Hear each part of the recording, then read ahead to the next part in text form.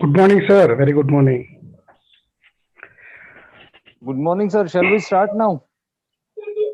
Yes, Please, please. sir. As you Yes, sir. please. Yes, sir. Uh, Good morning, everyone, and I welcome all of you for this particular workshop. It gives me great pleasure in welcoming Professor Pednekar, Honorable Vice Chancellor of University of Mumbai, Professor Umrani, Honorable Pro Vice Chancellor of Savitribai Phule University, Pune, the Regional Director NSS, Mr. D. Karthikeyan, SNO Principal Dr. Atul Salunke, all the resource persons and POs and volunteers from both the universities. During lockdown period, we had worked on lot many issues like creating awareness, running uh, community kitchens, working in field. Our volunteers were very enthusiastically working in the field. Now it's time to fight against the stigma and discrimination associated with COVID-19, because merely by saluting the health workers, the doctors, policemen, that will not put an end to the thing. We need to create awareness to treat these guys properly and respectfully. So that is why this is the basic intention of this particular workshop, which is jointly organized by UNICEF, University of Mumbai, and Savitribai Phule University, Pune, and NSSL Maharashtra. I welcome you all, and I request Honorable Vice Chancellor Professor Pednekar sir to guide us in this particular regard. Thank you very much. Okay, very good morning, and all the respected dignitaries, all the NSS program officers, NSS, in fact, we have a state coordinator, Dr. Atul Salunke, all other NSS program officers from different colleges. We also have a Pro Vice Chancellor of University of Pune, and all my dear NSS volunteers. Namaskar to all. My first request to you all is to keep your mic on mute mode so that there will not be any disturbance whenever, somebody is talking. First of all, I'm extremely sorry that last time I could not join. I got busy, but I was very keen to talk to you, to know more about your activities. And I'm very happy that this particular program and today's workshop is jointly organized by UNICEF, University of Pune, and University of Mumbai. And I sincerely appreciate Dr.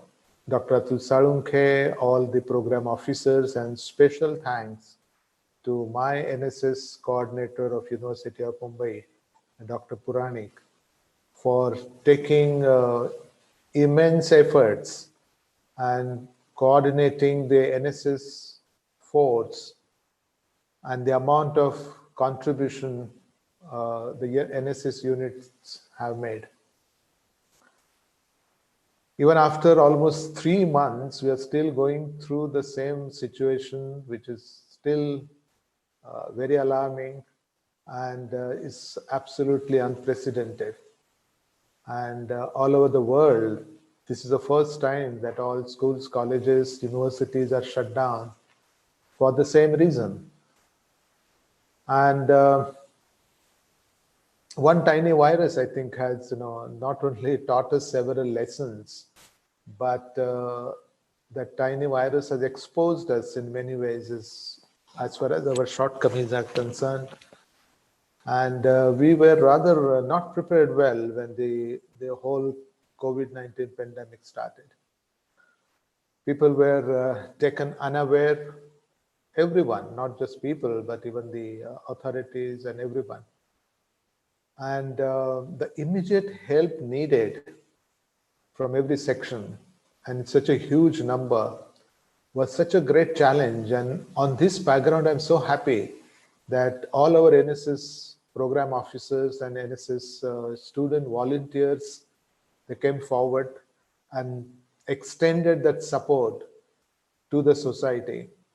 And in this regard, I'm so happy as far as the contribution made by University of Mumbai. Uh, they have started community kitchen, just like even University of Mumbai started at its campus. So many colleges of University of Mumbai and the volunteers, they started community kitchen, and taking care of nearly 12,000 people daily is a huge contribution, I would say. 500 volunteers have been working with different NGOs, and our university NSS cell has run even the food helpline during the lockdown period in collaboration with almost 21 NGOs. Various NSS units have adopted around 13,000 families and have spent over rupees 33 lakh towards the welfare of the families. I really appreciate this. Till date, University of Mumbai distributed nearly 2 lakh face masks to the people. And even the arsenic album 30 medicine that was recommended by Ayush has gone up to almost 22,000 families and 302 different villages in Mumbai and around Mumbai. And participated in distributing these bottles to nearly 1 lakh students, the people. 500 blood units were collected, and this process is on. So it's absolutely no words. In spite of the situation around us, the NSS volunteers, they decided to contribute. I feel probably by attending classes and obtaining degree certificates, something which you cannot learn. And this is what I think by your actions have proved.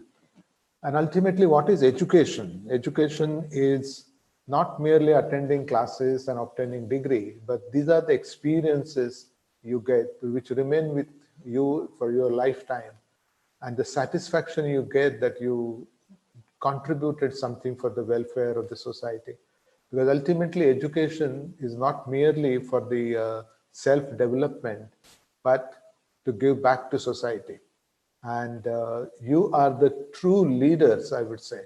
And that is the reason why I always try to tell my colleagues as teachers that the teachers need to propagate this leadership among students now. And teachers need to act as leaders, as what all NSS program officers are doing. And teachers need to prepare this leadership in the classroom. And that is what is needed. You know, in this COVID pandemic, what we have learned is the importance of resilience and importance of adaptability. We have to change ourselves as per the need around us.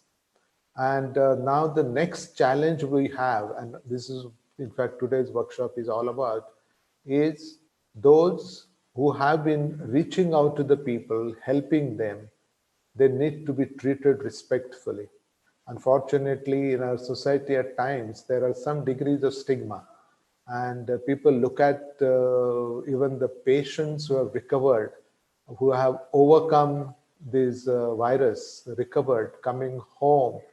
They should be treated respectfully. They are the part of our own society and should not be scared of any other aspects, as far as the way sometimes, not all, but sometimes the people take it. So this awareness is equally important to be spread amongst our people around us in society.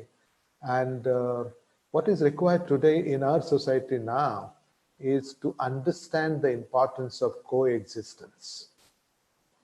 In fact, we have been following the social or the physical distancing, but this is the first time probably in the world where we all have forgotten the vertical national boundaries which got dissolved, and the people are more connected than before.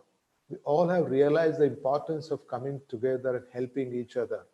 And that sort of a leadership is required, which should be inclusive, you know, taking everyone together and building trust amongst ourselves. So I'm very happy to be a part of this inaugural function of the workshop today. And I wish all the best to all the program officers. I really appreciate the amount of work they all are doing. And more importantly, all my NSS volunteers of both the universities and University of Mumbai, University of and Pune, we are the best neighbors.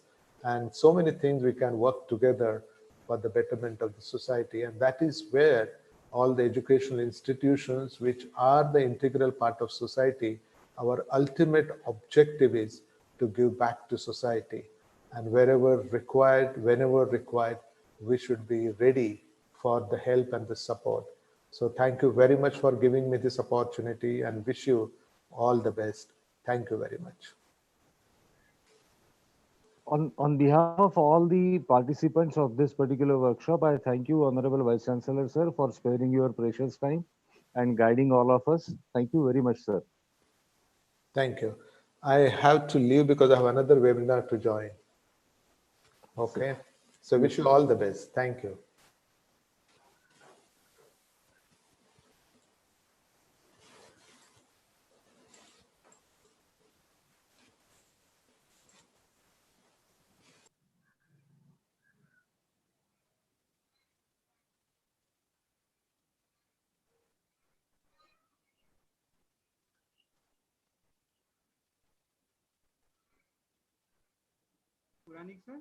Yes. हाँ, Yes.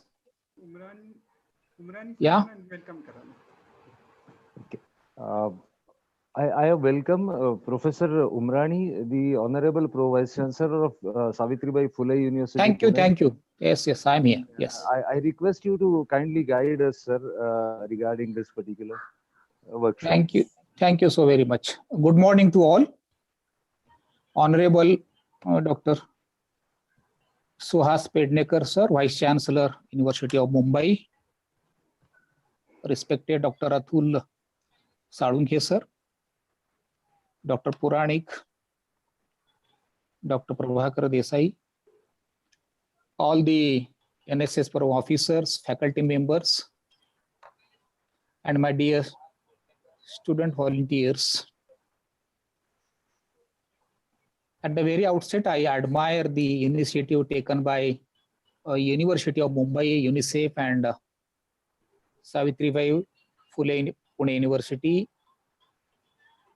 as they have organized very pertinent workshop for the NSS officers and NSS volunteers in respect of stigma and discrimination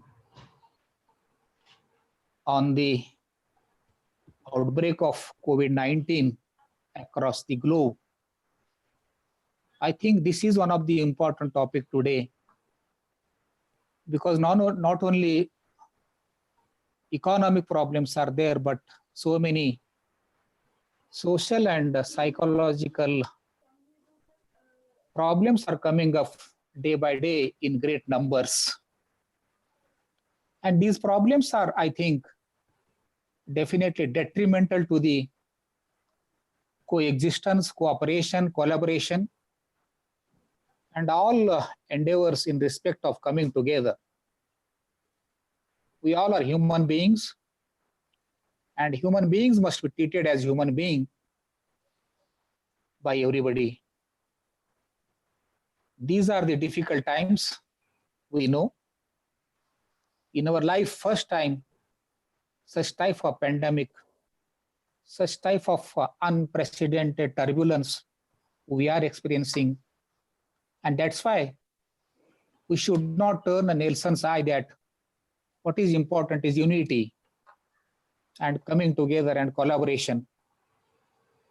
By the virtue of this workshop that is happening, UNICEF, University of Mumbai, and Savitribai Phule Pune University are coming together to host this workshop in order to create awareness regarding this pandemic and in order to mitigate the situation that has been in existence across the globe, not only in Pune, Mumbai, Maharashtra, not in India, but everywhere.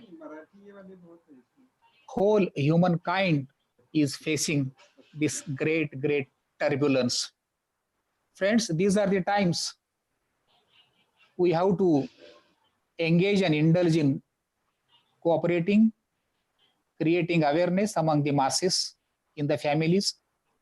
At the same time, we have to take care, we have to take the precautions and protocol announced by WHO, keeping the physical distance, using the mask, washing the hands, and helping others.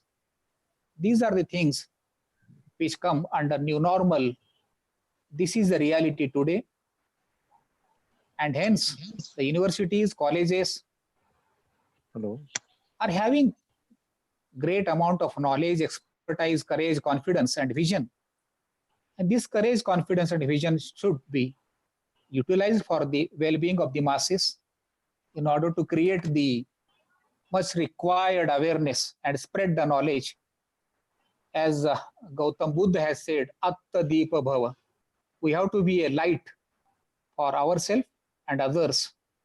This is the requirement today. I admire the contribution of both the universities in the area of helping the families, producing the mask, creating the sanitizer, conducting the survey, then creating the data bank of blood donors. As far as Savitribai Phule Pune University is concerned, I must appreciate and I must congratulate Dr. Prabhakar Desai and his team. Management council members are helping him, cooperating him, and guiding him in last 3 months. Relentlessly, all the colleges, all the volunteers in 3 districts are working for the purpose of spreading the knowledge, creating the awareness, and helping in all ways to the families who require the different type of help. As far as data today, I am having today our volunteers, as far as number is concerned, more than 60,000 volunteers of NSS are working, and they have created 25 lakhs masks in last 2.5 months. It is something admirable and appreciable, and I congratulate. At the same time, I must tell you, the students and program officers, with the help of student development and sports, they have been successful in registering more than 55,000 blood donors' name.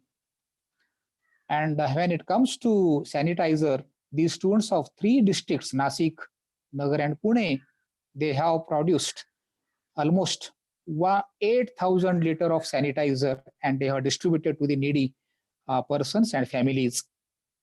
Till today, these volunteers have conducted survey of about 5 lakhs families in 3 districts. I think this is a Himalayan task, Herculean task. These students, these volunteers have performed in last 2.5 months. So as a teacher, as a pro-vice chancellor of this university, I am proud of all these volunteers, the pains they have taken, the effort they have taken in last 2.5 months. I think NSS is working on right path, because friends, modern higher education requires 5 things mainly. The important features of higher education: number 1, skill development, entrepreneurship, use of ICT, multidisciplinary approach, and taking the help of business, industry, and professionals. I think all these 5 features have been there as far as NSS activities are concerned. I think NSS in both the universities is working wonderfully, fantastically, and whole society is admiring. Dr. Atul Salunke is guiding these officers, volunteers relentlessly. I am thankful to Dr. Atul Salunke sir, Vice Chancellor Pednekar sir, then Puranik sir, Desai sir, all the program officers for contributing to the cause of social development in these difficult times. Thank you so very much for inviting me, and I wish all the best for this beautiful, important, and pertinent workshop for the volunteers and program officers for NSS. Thank you so very much. Good day. Umrani sir, thank you very much. I would like to add one more thing. Day before yesterday, State Liaison Officer Dr. Atul Salunke posted one message from ex-NSS authorities of central government.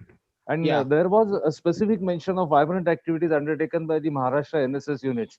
Very Definitely, good. NSS volunteers are working, program officers are working, but the support that we are getting from our universities, the authorities, vice chancellors, pro vice chancellors, registrars, that is more important. Without support of you authorities, NSS would have been little bit at back foot. So for both the things, I thank you for sparing your precious time and for helping all the universities and the program officers. Congratulations. Thank you very much, sir. Congratulations, Puranik sir. Puranik sir, all the best. All the best. Thank you very much, sir. Now I request our regional director, Honorable D. Karthikeyan sir, to kindly give his remarks regarding the workshop. Karthikeyan sir. Good morning, sir. Thank you, sir. My voice is audible now? Right, sir? Yes, sir. Yes, sir. It is. Okay. Thank you. Thank you. Good morning to NSS field functionaries of Maharashtra. As usual, I convey my sincere thanks on behalf of Minister of Youth Affairs and Sports to Mr. Pankaj Patel and Swati Ma'am and other UNICEF officers for having continued their collaboration with us, with the NSS in creating awareness among NSS volunteers as well as general youth in the state of Maharashtra. I need not say about the activities of Mumbai University and the SV Pune University since it got all appreciation from the Ministry of Youth Affairs, especially both the universities are very much active in the social media. From the beginning, they have created awareness on COVID-19, so that I got training as well as downloading RHS apps. They are very much active in Facebook, Twitter, YouTube, and they conducted this kind of webinars and online meetings and many things in the social media, as well as they are very active in the field activities. Because of that, both university vice chancellors, Dr. Suhas and Dr. Nitin Kalmarkar sir, they have distributed more face mask, sanitizer to the society, and especially that Mumbai University created a separate helpline center for the food chain, as well as a helpline center for that psychological counseling to the affected persons. And also the volunteers, after sometimes since the beginning, they could not actively participate in the field because of high infection of the virus. Later on, they actually participated in the police mitra and in making the social distancing, helping the elders, and disinfection of activities. Now, this is the time to create awareness on stigma and discrimination, how to avoid these things, and that our ministry also considered rightly they have fixed this UNICEF, and now this is the right time to create awareness. I thank Dr. Umarani sir also, because such a personality giving some time and interacting with the field functionaries will definitely motivate their interest in the field. Now, our ministry has released 5 videos, and later on 1 video, 6 videos that were on the stigma and discrimination, in which our Honorable Prime Minister's speech, as well as famous dignitaries like Amitabh Bachchan, Sachin Tendulkar, they spoke on that how to overcome the stigma, how to avoid, especially to the discrimination against the front line COVID warriors should be avoided. That's our Prime Minister also noted this point in his speech. Now, this is to the universities to bring out the awareness among the society, and I wish this both Mumbai University and Pune University is one of successful event in their career. And because of this, Dr. Purani and Dr. Desai sir, that activity in NSS to combat this pandemic and helping the society, they have contributed a lot by their dynamic involvement and their perfect leadership. I wish both of them and all the NSS volunteers of that to universities, field functionaries, to all the best and carry over the things. Thank you very much.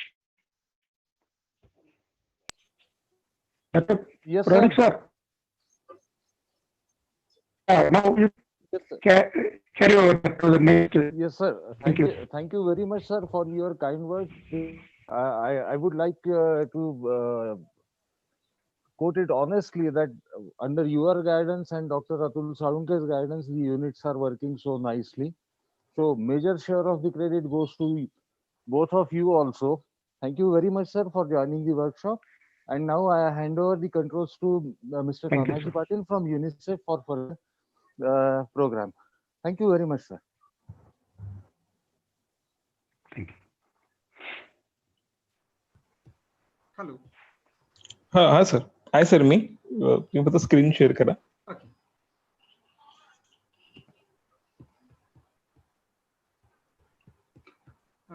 यानंतर doctor Shailesh Patil सरांना मी विनंती करतो की त्यांनी त्यांचं PPT सादर करा, मार्गदर्शन करा.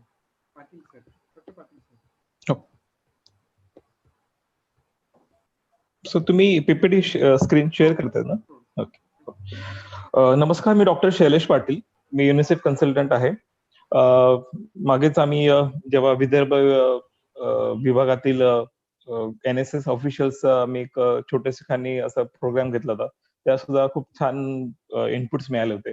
आज सुद्धा आतापर्यंत पेडणेकर सर असतील, उमराणी सर असतील, तसेच साळुंके सर, पुराणिक सर, कार्तिकेयन सर, सगळ्यांनी खूप छानपणे अगदी थोडक्या वेळात आपल्या NSS तर्फे काय ऍक्टिव्हिटीज राबवल्या जात आहेत, कसं आपल्या यामध्ये खूप चांगला वाटा आहे आणि आपण कसं काम करतोय याबद्दल एक चांगलं होतं. मुख्यतः आपण या सत्रामध्ये एक COVID-19 बद्दलचं एक वस्तुस्थिती बघू की सध्याचा आपण कुठे स्टँड आहोत, सध्या आपलं काय वस्तुस्थिती आहे आणि आपल्याला जे काही प्रिव्हेन्शन आणि सेफ प्रॅक्टिसेस मध्ये आपल्याला काय गोष्टी करायच्या ते थोडक्यात बघू. सगळ्यात आपलं महत्वाचं ते असेल की स्टिग्मा डिस्क्रिमिनेशन बद्दल जाणून घेणं का महत्वाचं असेल आणि यामध्ये तरुणांचा कसा सहभाग आपल्याला लागणार आहे. आता बघतोय आपण की सध्या की हा आजार आता फक्त एक किंवा असं लिमिटेड एका देशासाठी, एखाद्या विशिष्ट भागासाठी, एखाद्या खंडासाठी नाही राहिला. तर याचं जे अस्तित्व आहे ते पूर्ण जगात झालंय.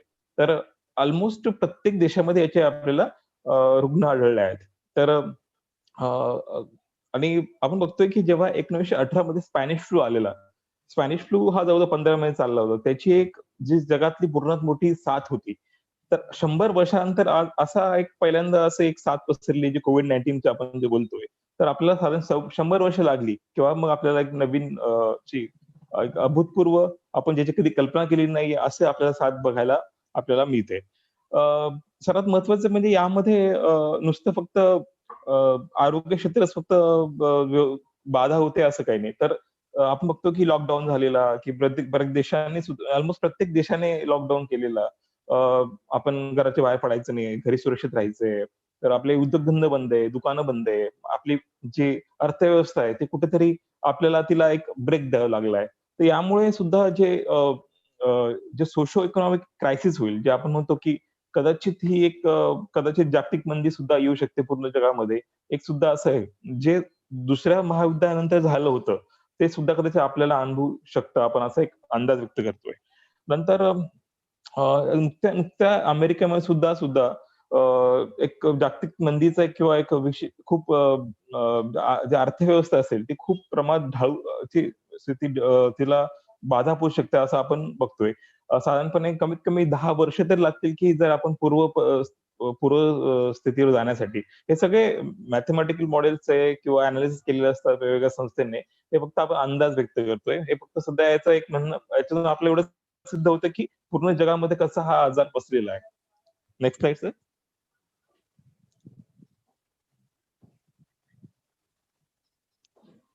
तर आपण बघतोय की सध्या काल रात्रीपर्यंत सध्या महाराष्ट्रामध्ये किंवा भारतामध्ये, मुंबईमध्ये आपली सध्या काय परिस्थिती आहे, म्हणजे आपल्या किती केसेस आहेत आणि किती डेथ झाल्या आहेत, किती ऍक्टिव्ह केसेस आहे, किती रिकव्हर केस आहे. तर आपण जेव्हा भारताची गोष्ट करतो, भारतामध्ये साधारणपणे 2,76,583 केसेस आपण बघतोय. त्यामध्ये दुर्दैवाने 7,745 आपले मृत्यू पावलेले. ऍक्टिव्ह केसेस म्हणजे ज्या सध्या आपल्याकडे ज्या ट्रीटमेंट घेत आहेत. ते एक तर क्वारंटाईन सेंटरमध्ये असतील, विविध प्रकारे कुठलं हॉस्पिटल, प्रायव्हेट हॉस्पिटल असतील, गव्हर्नमेंट हॉस्पिटल असतील, परंतु जे केसेस ऍक्टिव्ह आहेत, जे अंडर ट्रीटमेंट आहेत, तर अशा आपण बघतोय की 1,33,732 आहेत.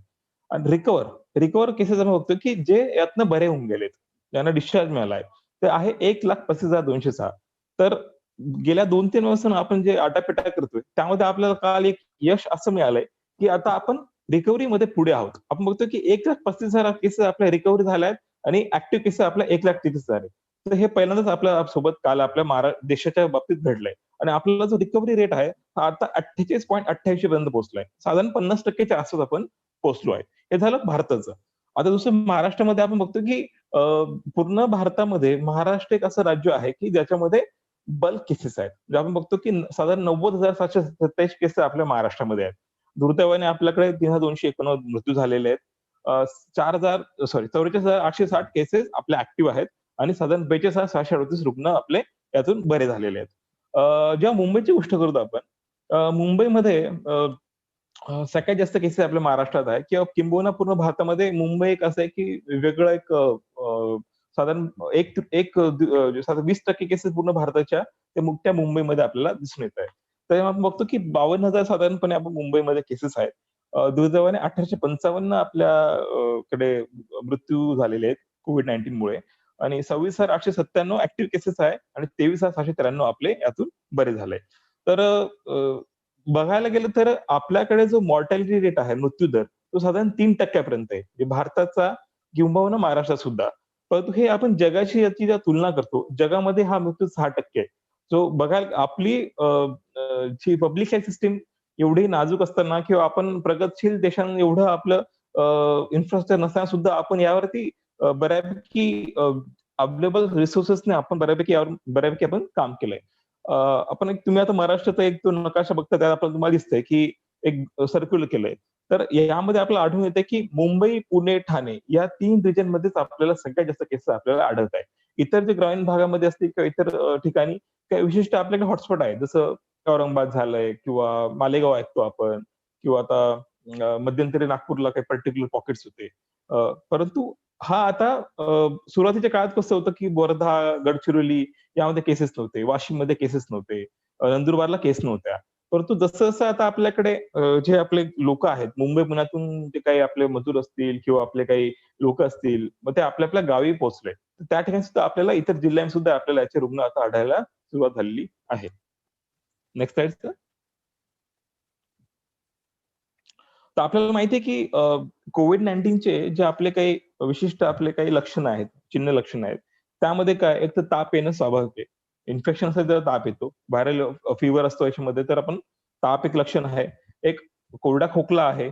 नंतर एक थकवा येणं. नंतर एक आपल्या असं अंगदुखी येते. वेदना होतात. नाक चोंदल्यासारखं वाटतं नेसल कंजेशनमध्ये. घसा खवखवतो. आणि विशिष्ट मध्ये काही लोकांमध्ये लूज मोशन किंवा आपण त्याला म्हणतो की पोट गडबड होणे, आपण म्हणतो की साधारणपणे डायरिया, डिसेंट्री आपण शब्द प्रयोग करतो. तर ते सुद्धा लक्षण आहेत. आणि एक नवीन लक्षण आहे की यामध्ये loss of smell and taste, की गंध, चवीचा याच्यामध्ये लक्ष देत नाही. आणि हे सिम्पटम्स आहेत. पण सध्या तरी आपण जे आपल्याकडे केसेस बघतोय, जेव्हा आपण डेटा अनालाइज करतोय, तर आपल्याकडे साधारण 70 ते 80% केसेस असे आहेत की ज्यांना एक तर सिम्पटम्स नाहीत किंवा अतिशय कमी प्रमाणात त्याच्यामध्ये लक्षणं आढळतात. तर सगळ्यात महत्वाचं आहे की यामध्ये आपल्याला लक्षात ठेवणं गरजेचं आहे की फक्त हे लक्षण आढळलं तरच COVID-19 असेल असं नाही. तर कदाचित एखादा पेशंट आपल्याकडे निदान होतो. त्याच्या घरामध्ये आपण त्या पेशंटची तपासणी करतो, त्याची टेस्ट करतो, ती पॉझिटिव्ह येते. मग त्याच्या घरात कदाचित इतर लोकांना काही लक्षण नसतील आणि त्या व्यक्तीला लक्षणं असतील. आणि जेव्हा त्यांची टेस्ट करतो, ते लक्षात येतं की त्यांना सुद्धा बाधा झालेली आहे. तर असं होऊ शकत नाही की लक्षणं असेल तरच आपण COVID-19 झालाय तर. तर कधी-कधी लक्षणं दिसत पण नाहीये किंवा अतिशय माइल्ड प्रमाणात दिसतात. हे लक्षात ठेवणं सुद्धा तेवढंच महत्वाचं आहे. Next slide. तर यामध्ये आपण थोडक्यात जे प्रिव्हेन्शनसाठी प्रतिबंधात्मक उपाय म्हणून काय जे सेफ प्रॅक्टिसेस आहे, कसं आपल्याला करायचं आहे, तसं स्टिग्मा डिस्क्रिमिनेशन बद्दल आपल्याला पुढे आपण बघणारच आहोत. ते थोडक्यात आपण बघूया. Next slide.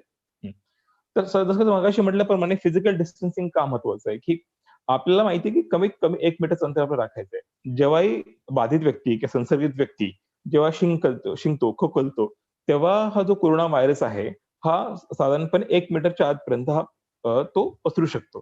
त्याच्यामुळे आपण काय करतो, कमीत कमी 1 मीटर डिस्टन्स ठेवायला लागतोय. जेणेकरून आपण जर एखादा संसर्गित बाधित व्यक्ती जेव्हा शिंकली, खोकली, तर ते आपल्याला बाधा करणार नाही. त्याच्यामुळे आपल्याला फिजिकल डिस्टन्सिंग करणं हे सध्या खूप महत्वाचं आहे. हे आपल्यासाठी अत्यंत एक सध्याच्या प्रमाणामध्ये आपल्याला म्हणू शकतो की आपल्याकडे जरी यामध्ये प्रभावी लस उपलब्ध नसेल, या सुद्धा आपल्याला व्हॅक्सिन सारखंच काम करत आहे. त्याच्यामुळे प्रतिबंधात्मक उपाय म्हणून आपण यांना लक्ष ठेवायचं आहे. नंतर आपण बघतो की स्टे ॲट होम, की आपण घरी राहून सुरक्षित राहू शकतोय. गरज पडेल तरच आपल्याला घराच्या बाहेर पडायचंय. अगदी आवश्यक असेल तर आपण घराच्या बाहेर पडतोय. नंतर आपल्याला जिथे गर्दी होणार नाही अशी आपल्याला ठिकाण टाळायची आहे.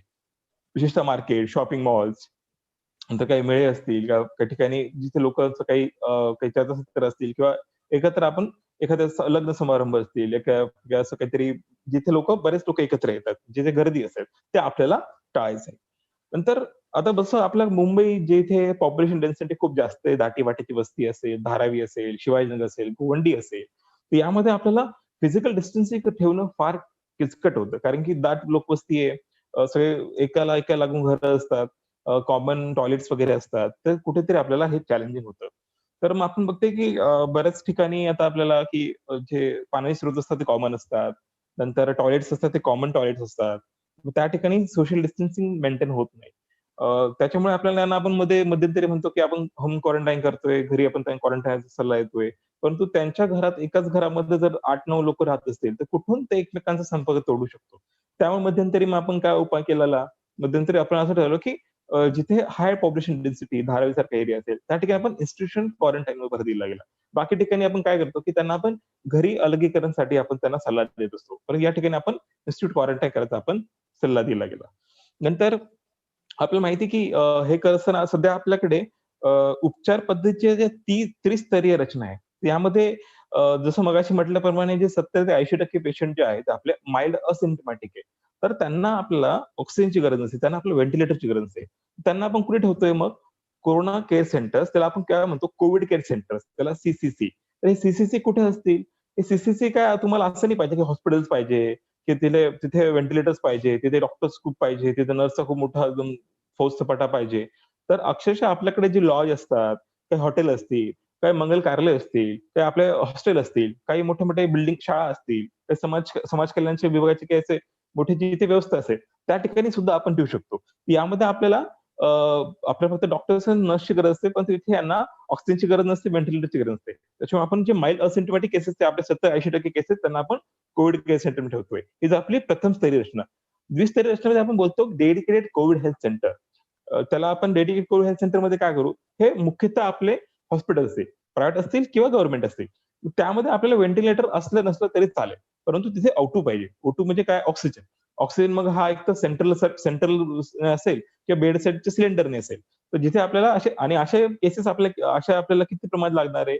साधारण 10 ते 15% लोकांना, 10 ते 15% जे आपल्या COVID-19चे जे आपले रुग्ण आढळतात, त्यांनाच फक्त आपल्याला याची गरज आहे. म्हणून आपण जी द्वितीय स्तर बोलतोय त्याला आपण डेडिकेटेड कोविड सेंटर म्हणतो. त्या ठिकाणी आपला आशय. मग राहिले आता ते जे क्रिटिकल पेशंट, ज्यांना आपल्याला व्हेंटिलेटर लावू शकतो, ज्यांना आपल्याला इंट्युबेट करावं लागू शकतं, ज्यांना आपल्याला डायलिसिस करावं शकतं, अग्रेसिव्ह मॅनेजमेंट लागू शकते, तर अशा व्यक्तींना आपण डेडिकेटेड कोविड हॉस्पिटलमध्ये ऍडमिट करतो. डेडिकेटेड कोविड हॉस्पिटल ही 30 स्तरीय रचनेतील हा तिसरी गट. म्हणजे आपण लक्षात येते की आपल्याला हे 3 स्तरामध्ये आपल्याला ऍज पर पेशंटचे लक्षणं बघून, त्यांना त्यांची सिव्हिरिटी बघून, त्यांना आपण वेगवेगळ्या विभागामध्ये त्यांना आपण ट्रीटमेंटसाठी, उपचारासाठी आपण त्यांना वर्गीकृत करतो. Next slide.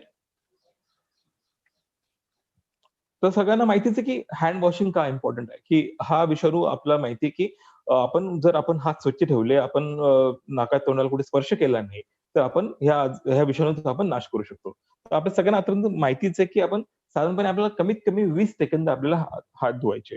जर आपल्याकडे पाणी साबण उपलब्ध नसेल तर आपण 70% अल्कोहोल ने सुद्धा आपण सॅनिटायझर सुद्धा आपण वापर करू शकतो. सर्वात महत्वाचं म्हणजे की याच्यामध्ये आपण 20 सेकंद हात धुताना आपल्याला एक छोटी एक मेमोनिक आहे सुमन एम म्हणून. सुमन एम मध्ये काय स म्हणजे एस म्हणजे सरळ, तुम्हाला हात आधी सरळ धुवायचा आहे. यू म्हणजे उलटा, आधी मग तुम्हाला हात उलटा करून धुवायचा आहे. नंतर ए म्हणजे अंगठे, आपल्याला यांचे अंगठे आपल्याला धुवायचे. SUMA आणि म म्हणजे आपले मनगट आणि मुठा.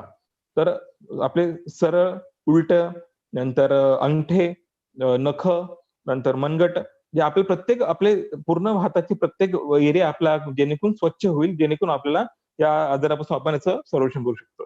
तर हात धुणं केव्हा केव्हा महत्वाचं आहे, विशिष्ट जे महत्वाच्या गोष्टी आहेत, टॉयलेटला जाण्यापूर्वी, टॉयलेटला आल्यानंतर, नंतर आपण जेव्हा शिंकतोय, खोकलतोय, नंतर आपण एखाद्या अनोळखी व्यक्तीला आपण स्पर्श करतोय, तेव्हा सुद्धा आपल्याला साबण हात पाण्याने धुणे तेवढंच गरजेचं आहे. विशेषतः आपले जे काही सरफेस असतात की ज्यांना आपला वारंवार स्पर्श होतो, म्हणजे आपलं कीबोर्ड, मोबाईल, पलंगाचे आपले टेबल, पलंगाचं काहीतरी रेलिंग, जिन्याची रेलिंग, लिफ्टचे बटणं, ह्या गोष्टी आपल्याला वारंवार आपल्याला सॅनिटाईज करायचं आहे किंवा आपण यांना आपण स्पर्श केला असेल तर आपल्या सुद्धा याचा आपल्याला वारंवार आपल्याला हात धुवायचा आहे. आणि आपल्याला एक पद्धत असते की अनावधानाने आपण डोळे, नाक, तोंडाला स्पर्श करतो. साधारणपणे आपण दिवसातून कमीत कमी 1000 वेळा तरी हे मात्र करत असतो.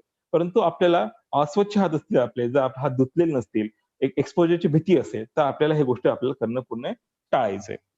Next slide.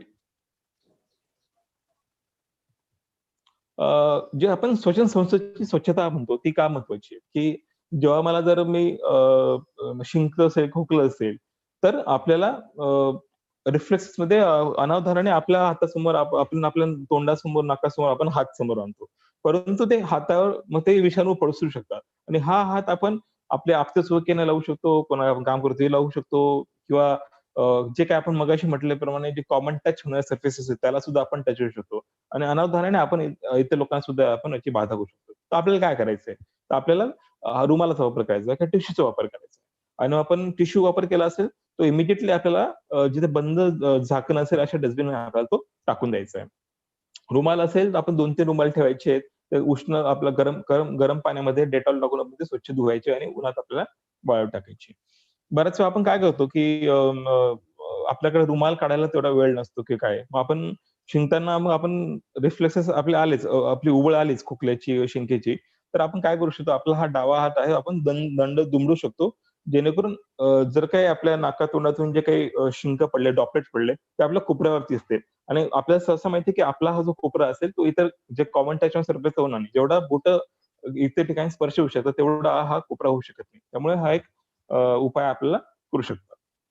आपल्याला वारंवार जसं मगाशी म्हणाले हात आपल्याला स्वच्छ धुवायचे, उघड्यावरती आपल्याला थुकायचं नाहीये. त्याच्यासाठी आपण बघतो की रिसेंटलीच 31 मेला जेव्हा वर्ल्ड टोबॅको डे होता, तेव्हा माननीय आपले आरोग्यमंत्री राजेश टोपे असतील, त्यांनी आपल्या महाराष्ट्र सरकारने एक आपले GRच काढला की उघड्यावरती थुंकायला मनाई केली आणि त्याला फाईन्स लावलेले. हे सुद्धा आपल्याला तेवढंच महत्वाचं आहे. आपल्याला उघड्यात थुंकायचं नाहीये. वॉश बेसिन मध्येच किंवा त्या ठिकाणी आपल्याला थुंकायचं असेल, वाटत असेल आपलं उबळ येते काहीतरी आपल्याला करायचंय, तिथे करायचंय. जेणेकरून रस्त्यावरती किंवा इतर ठिकाणी आपलं थुंकणार नाही आपण आणि आपण अटका करू शकतो. जसं मगाशी म्हटल्याप्रमाणे सुरुवातीला जेव्हा WHO ची गाईडलाईन आली होती, तेव्हा सांगत होते की आपल्याला फक्त रुग्ण असतील किंवा रुग्णाच्या संपर्कात लोक येतील, त्या लोकांनाच फक्त मास्क वापरायची गरज आहे. परंतु मग गेल्या काही दिवसांमध्ये जसं आजाराची व्याप्ती वाढत गेली, तसं आपल्याला मग असं ठरवण्यात आलं की सामान्य जनतेने सुद्धा आपण आता कापडी मास्क वापरायला सुरुवात करायची आहे. सामान्य जनतेने N95 मास्क वापरणं किंवा जेव्हा अजून ते काही ऍडव्हान्स मास्क असतो वापरणं आपल्याला अपेक्षित नाही. कारण की ते फक्त आपल्याला रुग्णांची जी काळजी घेतायत, डॉक्टर्स घेतायत, नर्स घेतायत, त्यांना आपल्याला त्यांना देणे गरजेची आहे. तर आपल्याला त्यांची गरज नाही. मग आपण काय सांगितलं त्यांना, कापडी मास्क वापरा. परंतु रिसेंटली परत नुकत्याच साधारण 2 ते 3 दिवसापूर्वीच WHO ने अजून एक रिसेंट गाईडलाईन दिली आहे. त्यामध्ये सांगितलं की जी सामान्य जनता आहे तिने सुद्धा triple layer fabric mask use करायचा आहे. म्हणजे आपलं सर्जिकल मास्क N95 नाही करायचा, परंतु मास्क जो असेल हा ट्रिपल लेअर असेल, जेणेकरून प्रोटेक्शन मिळेल एका व्यक्तीपासून दुसऱ्या व्यक्तीला आजाराचं जे जो विदाऊट मास्क असेल त्याचा चान्सेस खूप जास्त राहते. परंतु हेच आपण जर ट्रिपल लेअर कापडी मास्क, फॅब्रिक मास्क जरी वापरला तरी आपण कॉन्टॅजिन आहे तो जो आपण एक ट्रान्समिशन आहे ते आपण याच्यावरती आपण बंधन घालू शकतो. Next slide. आता आपल्याला सगळ्यात महत्वाचं म्हणजे की मगाशी आपण जे बघितलं की आपला मृत्यूदर साधारण 3% आहे. तर जेव्हा आपण मृत्यू पावलेल्या लोकांमध्ये जे ऑडिट करतोय, असं सगळा जो डेटा बघतोय, तर असं लक्षात आढळून येतं की जे आपले 60 प्लसची पॉप्युलेशन आहे, जे वृद्ध आहेत, नंतर ज्या लोकांना काही विशिष्ट प्रकारचे आजार आहेत, त्या लोकांना याचे आपल्याला जास्त करून आपल्याला मृत्यूचे जास्त भीती जास्त आहे. तर आपल्याला याला आपण एक उच्च जोखमीचा गट आपण बनवू शकतो. त्यांना आपल्याला जास्त काळजी घ्यायची आहे. आता जसं आपण रिसेंटली सध्या लॉकडाऊन उघडला आहे. लॉकडाऊन उघडला तरी आपण काय म्हणतोय, की लहान मुलं जी असतील, 10 वर्षाच्या आतील असतील, प्रेग्नंट महिला किंवा स्तनदा माता असतील, की ज्यांना काही आजार आहे, त्यांनी स्ट्रिक्टली घराच्या बाहेर पडू नये. आपण हे का केलंय? कारण की यांना धोका जास्त आहे. आता जी 60 प्लसची पॉप्युलेशन असते, साहजिक आहे वयोमानानुसार एक रोगप्रतिकार क्षमता असते, कुठेतरी ती कॉम्प्रोमाइज झाली असते. त्यामुळे ऑलरेडी त्यांची जी रोगप्रतिकार क्षमता कमी असताना ह्या आजाराचा लढायला कुठेतरी ते कमी पडू शकतात. नंतर एक म्हणजे की आपल्या प्रेग्नंट महिला आणि स्तनदा माता या सुद्धा एक हाय रिस्क गटामध्ये आहेत. का? कारण की ऑलरेडी त्यांच्या एक पोटात बाळ असतंय किंवा त्यांना एक त्यांना लहान बाळ असते. त्यांचं पालन-पोषण त्यांना आपल्याला करायचं असतं. तर त्यामध्ये त्यांची इम्युनिटी कॉम्प्रोमाइज झाली असते कारण की त्यांना एकाच न्यूट्रिशनमध्ये एकाच त्यांच्या सगळ्या त्यांना 2 जीवाचं त्यांना संरक्षण करायचं असतं. तर 2 जीवाला आपण काळजी घ्यायची असते. त्या सुद्धा आपण प्रेग्नंट महिला आणि इलेक्ट्रिकमध्ये सुद्धा आपण एक अतिजोखमीच्या गटात आहे.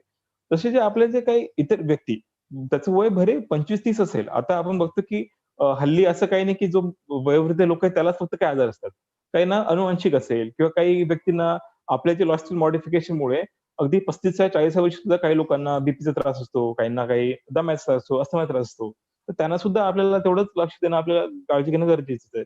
तर असे काही व्यक्ती ज्यांना काही इतर मेडिकल कंडिशन आहे, जसं उच्च रक्तदाब असेल, नंतर काही हृदयाचे आजार असतील, ज्यांना काही शुगर असेल, डायबिटीज असेल, काहींना काही फुफ्फुसाचे विकार असतील, दम लागणे, दमा, अस्थमा तसं काय असेल. नंतर काहींना किडनीचे आजार असतील, काहींना काही कॅन्सर सारखा, HIV सारखा इतर काही असे आजार असतील. तर याच्यामध्ये काय असते, की रोगप्रतिकारक क्षमता याची ऑलरेडी या विशिष्ट रोगाविरुद्ध लढत असते. यामध्ये अजून एक दुसरा COVID-19 सारखा जर रोगाचा संसर्ग झाला, तर आपली रोगप्रतिकारक क्षमता कुठेतरी कमी पडू शकते. तर असं नाही की हे झालं म्हणजे विषय संपला, की आता मला काही खरं नाही, होणारच नाही, आता मी यातून बरे होत नाही. अगदी आपल्याकडे वृद्ध लोकं सुद्धा आहेत, लहान मुलं सुद्धा आहेत किंवा काही लोकांना इतर काही आजार आहेत, ज्यांची काही अँजिओप्लास्टी झालेली आहे. त्या लोकांनी सुद्धा यावरती मात केली आहे. तर परंतु मात करू शकता म्हणून सगळ्यांना एक्सपोज करणं गरजेचं नाही. आपल्या हातात काय की जेवढं उच्च जोखमीचे गट आहेत, त्यांना आपण कसं वेगळं ठेवू शकतो, त्यांना कशी आपण काळजी घेऊ शकतो, हे सुद्धा आपल्याला तेवढं करणं महत्वाचं आहे. Next slide. आता स्टिग्मा डिस्क्रिमिनेशन मध्ये आपण बोलतो की मानहानी, भेदभाव. साहजिकच आहे की जेव्हा कुठलाही साथीचा जेव्हा आजार पसरतो, त्यामध्ये लोकांमध्ये भीती असते. तर विशिष्ट म्हणजे आता की भीती कुठली कुठली असते? एक म्हणजे की माझा देखील मृत्यू होईल की काय? आपण बघितलं असतं की विविध देशांमध्ये एवढे लोक मृत्युमुखी पावलेत. तर एक भीती असते की माझा देखील मृत्यू होईल की काय? नंतर माझ्या कुटुंबाने मी गमावू शकतो की काय? जर मला काही झालं, तर माझ्या कुटुंबाचं कोण पालन-पोषण करेल? मला जर काही COVID-19 झाला, तर मला जॉबवरून काढलं जाईल की काय? माझ्या उपजीविकेचं साधन हिरावलं झालं की काय? ही सुद्धा एक भीती असते. नंतर मनुष्य हा समाजशील प्राणी आहे. तर आपली संस्कृती काय आहे? आपण लोकांच्याकडे जातो, लोकं आपल्याकडे येतात, आपले विविध समारंभ असतात, काही आपल्या आपण स्नेहसंमेलन असतं, आपण भेटत असतो. आपल्याला एकमेकांच्या घरी जायला, चहा प्यायला, गप्पा मारायला खूप आवडत असतं. परंतु ह्या आजारामध्ये जसं आपण बघतो की यामध्ये अगदी कुटुंबीय पण सुद्धा वेगळं राहावं लागतं. क्वारंटाईन राहावं लागतंय. तर आपण कुटुंबीय मेंबर सुद्धा आपण डायरेक्टली टच करू शकत नाही. तर एक ती भीती असते, की मला सुद्धा क्वारंटाईन केलं जाईल काय? की मला सुद्धा वेगळं राहावं लागेल. कुटुंबीय माझी काळजी घेऊ शकत नाही किंवा मी कुटुंबाची काळजी घेऊ शकत नाही. ती अगतिकता, ती हतबलता ही सुद्धा एक भीती येते. आणि आपल्याला माहिती आहे, की हा आजार अत्यंत नवीन आहे. आपण साधारणपणे डिसेंबर 2019 मध्ये चीनमध्ये हुबेई प्रांतामध्ये वुहान या शहराचा पहिला याचा रुग्ण आढळला होता. तर एखाद्या आजाराबद्दल जे आपल्याला इत्थंभूत माहिती हवी असते, जी शास्त्रीय माहिती हवी असते, ती अजूनही आपल्याकडे कुठेतरी कमी आहे. आपल्याला फक्त एवढंच माहिती आहे, की याच्यावरती उपचार नाही, याची लस नाही. कारण की बाकी इतर जे काही असतात अजून त्या गोष्टी जे शास्त्रीयदृष्ट्या जी डिटेल माहिती असते ती सुद्धा तरी थोडी कमी आहे. तर यामुळे काय होतं, एक भीती वाढत जाते. भीतीमुळेच एक मानहानी आणि कोणासोबत भेदभाव करणं सुद्धा एक वाढत जातं. समाजामध्ये खूप अफवा पसरलेल्या असतात, खूपच रुमर असतात. मग त्याच्यावरती आपण चुकून विश्वास ठेवला असतो. काही चुकीच्या बातम्या पसरल्या जातात. विविध प्रकारचे सोशल मीडिया असेल, टीव्ही असेल किंवा आपण आपतेसुखी असतील, कोणी काहीतरी ऐकलं असेल कानाने. तर मग ते कुठेतरी ते पसरत जातं. तर ही भीती वाटत जाते. त्याच्यामुळे आपण बघतो की स्टिग्मा डिस्क्रिमिनेशन बघतो की बऱ्याच वेळा लोकं स्वतःला हानी पोहोचवून घेतात. एक मध्यंतरी एक बातमी आलेली होती की एक तरुण होता, एक 17-18 वर्षाचा नाशिकमध्ये. तर त्याला वाटलं की त्याला COVID-19 सदृश लक्षण आहेत. त्याला भीती वाटली. मग त्याला जर वाटतं की मी जर हॉस्पिटलला गेलो तर माझा मृत्यू होईल, मग काय माझा पुढे काही उपयोगच नाही. मग त्याने त्याच्या कुटुंबियाशी सल्लामसलत केली नाही. त्याने डॉक्टरशी कॉन्टॅक्ट केला नाही. आणि त्याने स्वतः एक चिठ्ठी लिहून टाकली की मला कोरोना झालाय आणि माझं काही खरं नाही. मी सुसाईड करतोय. तर हे कुठेतरी स्टिग्मा असल्यामुळे, कुठेतरी समाजात विविध प्रकारची भीती असल्यामुळे त्याने स्वतःचं बरं वाईट करून घेतलं. तर आपल्याला हे सुद्धा आपल्याला टाळायचंय. आपण बघतो की हे झालं तर सेल्फ स्टिग्मा स्वतःबद्दल आपण एक मानहानी करून घेतली. पण दुसरं तर असं सुद्धा आहे की आपल्या घरामध्ये आपण काही घरगुती हिंसाचार होतोय. आपण लहान मुलांसोबत काहीतरी आपण त्यांना सेक्शुअली, फिजिकली अब्यूज करतोय. हे सुद्धा आपण हे केसेस आपण बघतोय. अगदी चाइल्डलाईनची एक आपली 1098 आपली जी हेल्पलाईन आहे. तर सध्या मेमध्ये एक 11 दिवसामध्ये 1098 हेल्पलाईनवरती 92,000 मुलांनी कॉन्टॅक्ट केलेला. तर त्यांच्यासोबत कुठल्या ना कुठल्या प्रकारचा काहीतरी अब्यूज होतोय, कुठल्या प्रकारची हिंसा होते. ते शोज की किती स्पाइक आहे की लहान मुलांसोबत काहीतरी सुद्धा अत्याचार होत आहे. आता आपले जे कोविड योद्धे आहेत, जे आपण प्रथम फळीवरती काम करतोय.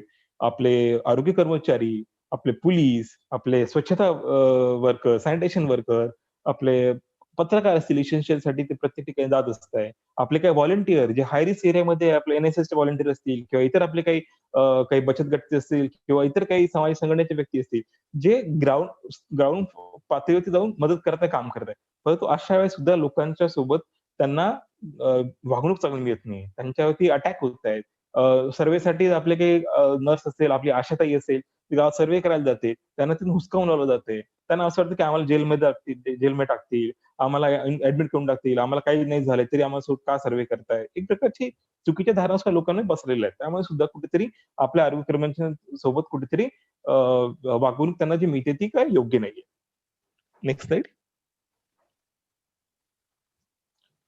जसं मगाशी म्हटल्याप्रमाणे हे जे वृत्तपत्रांचे विशिष्ट पॅटर्न आहेत, की यामध्ये बघतोय की COVID-19 या साथीमुळे आपल्या जे काही भावना आहेत, त्या अतिशय उचंबळून आल्या आहेत. त्याबद्दल काही चुकीच्या धारणा असतील, त्याच्यामुळे काय होतंय, की मग जो आपली स्टिग्मा, डिस्क्रिमिनेशन, मानहानी, भेदभाव यामध्ये खूप प्रचंड प्रमाणात याच्यामध्ये याची आपल्याला दिसते की वाढ झालेली दिसते.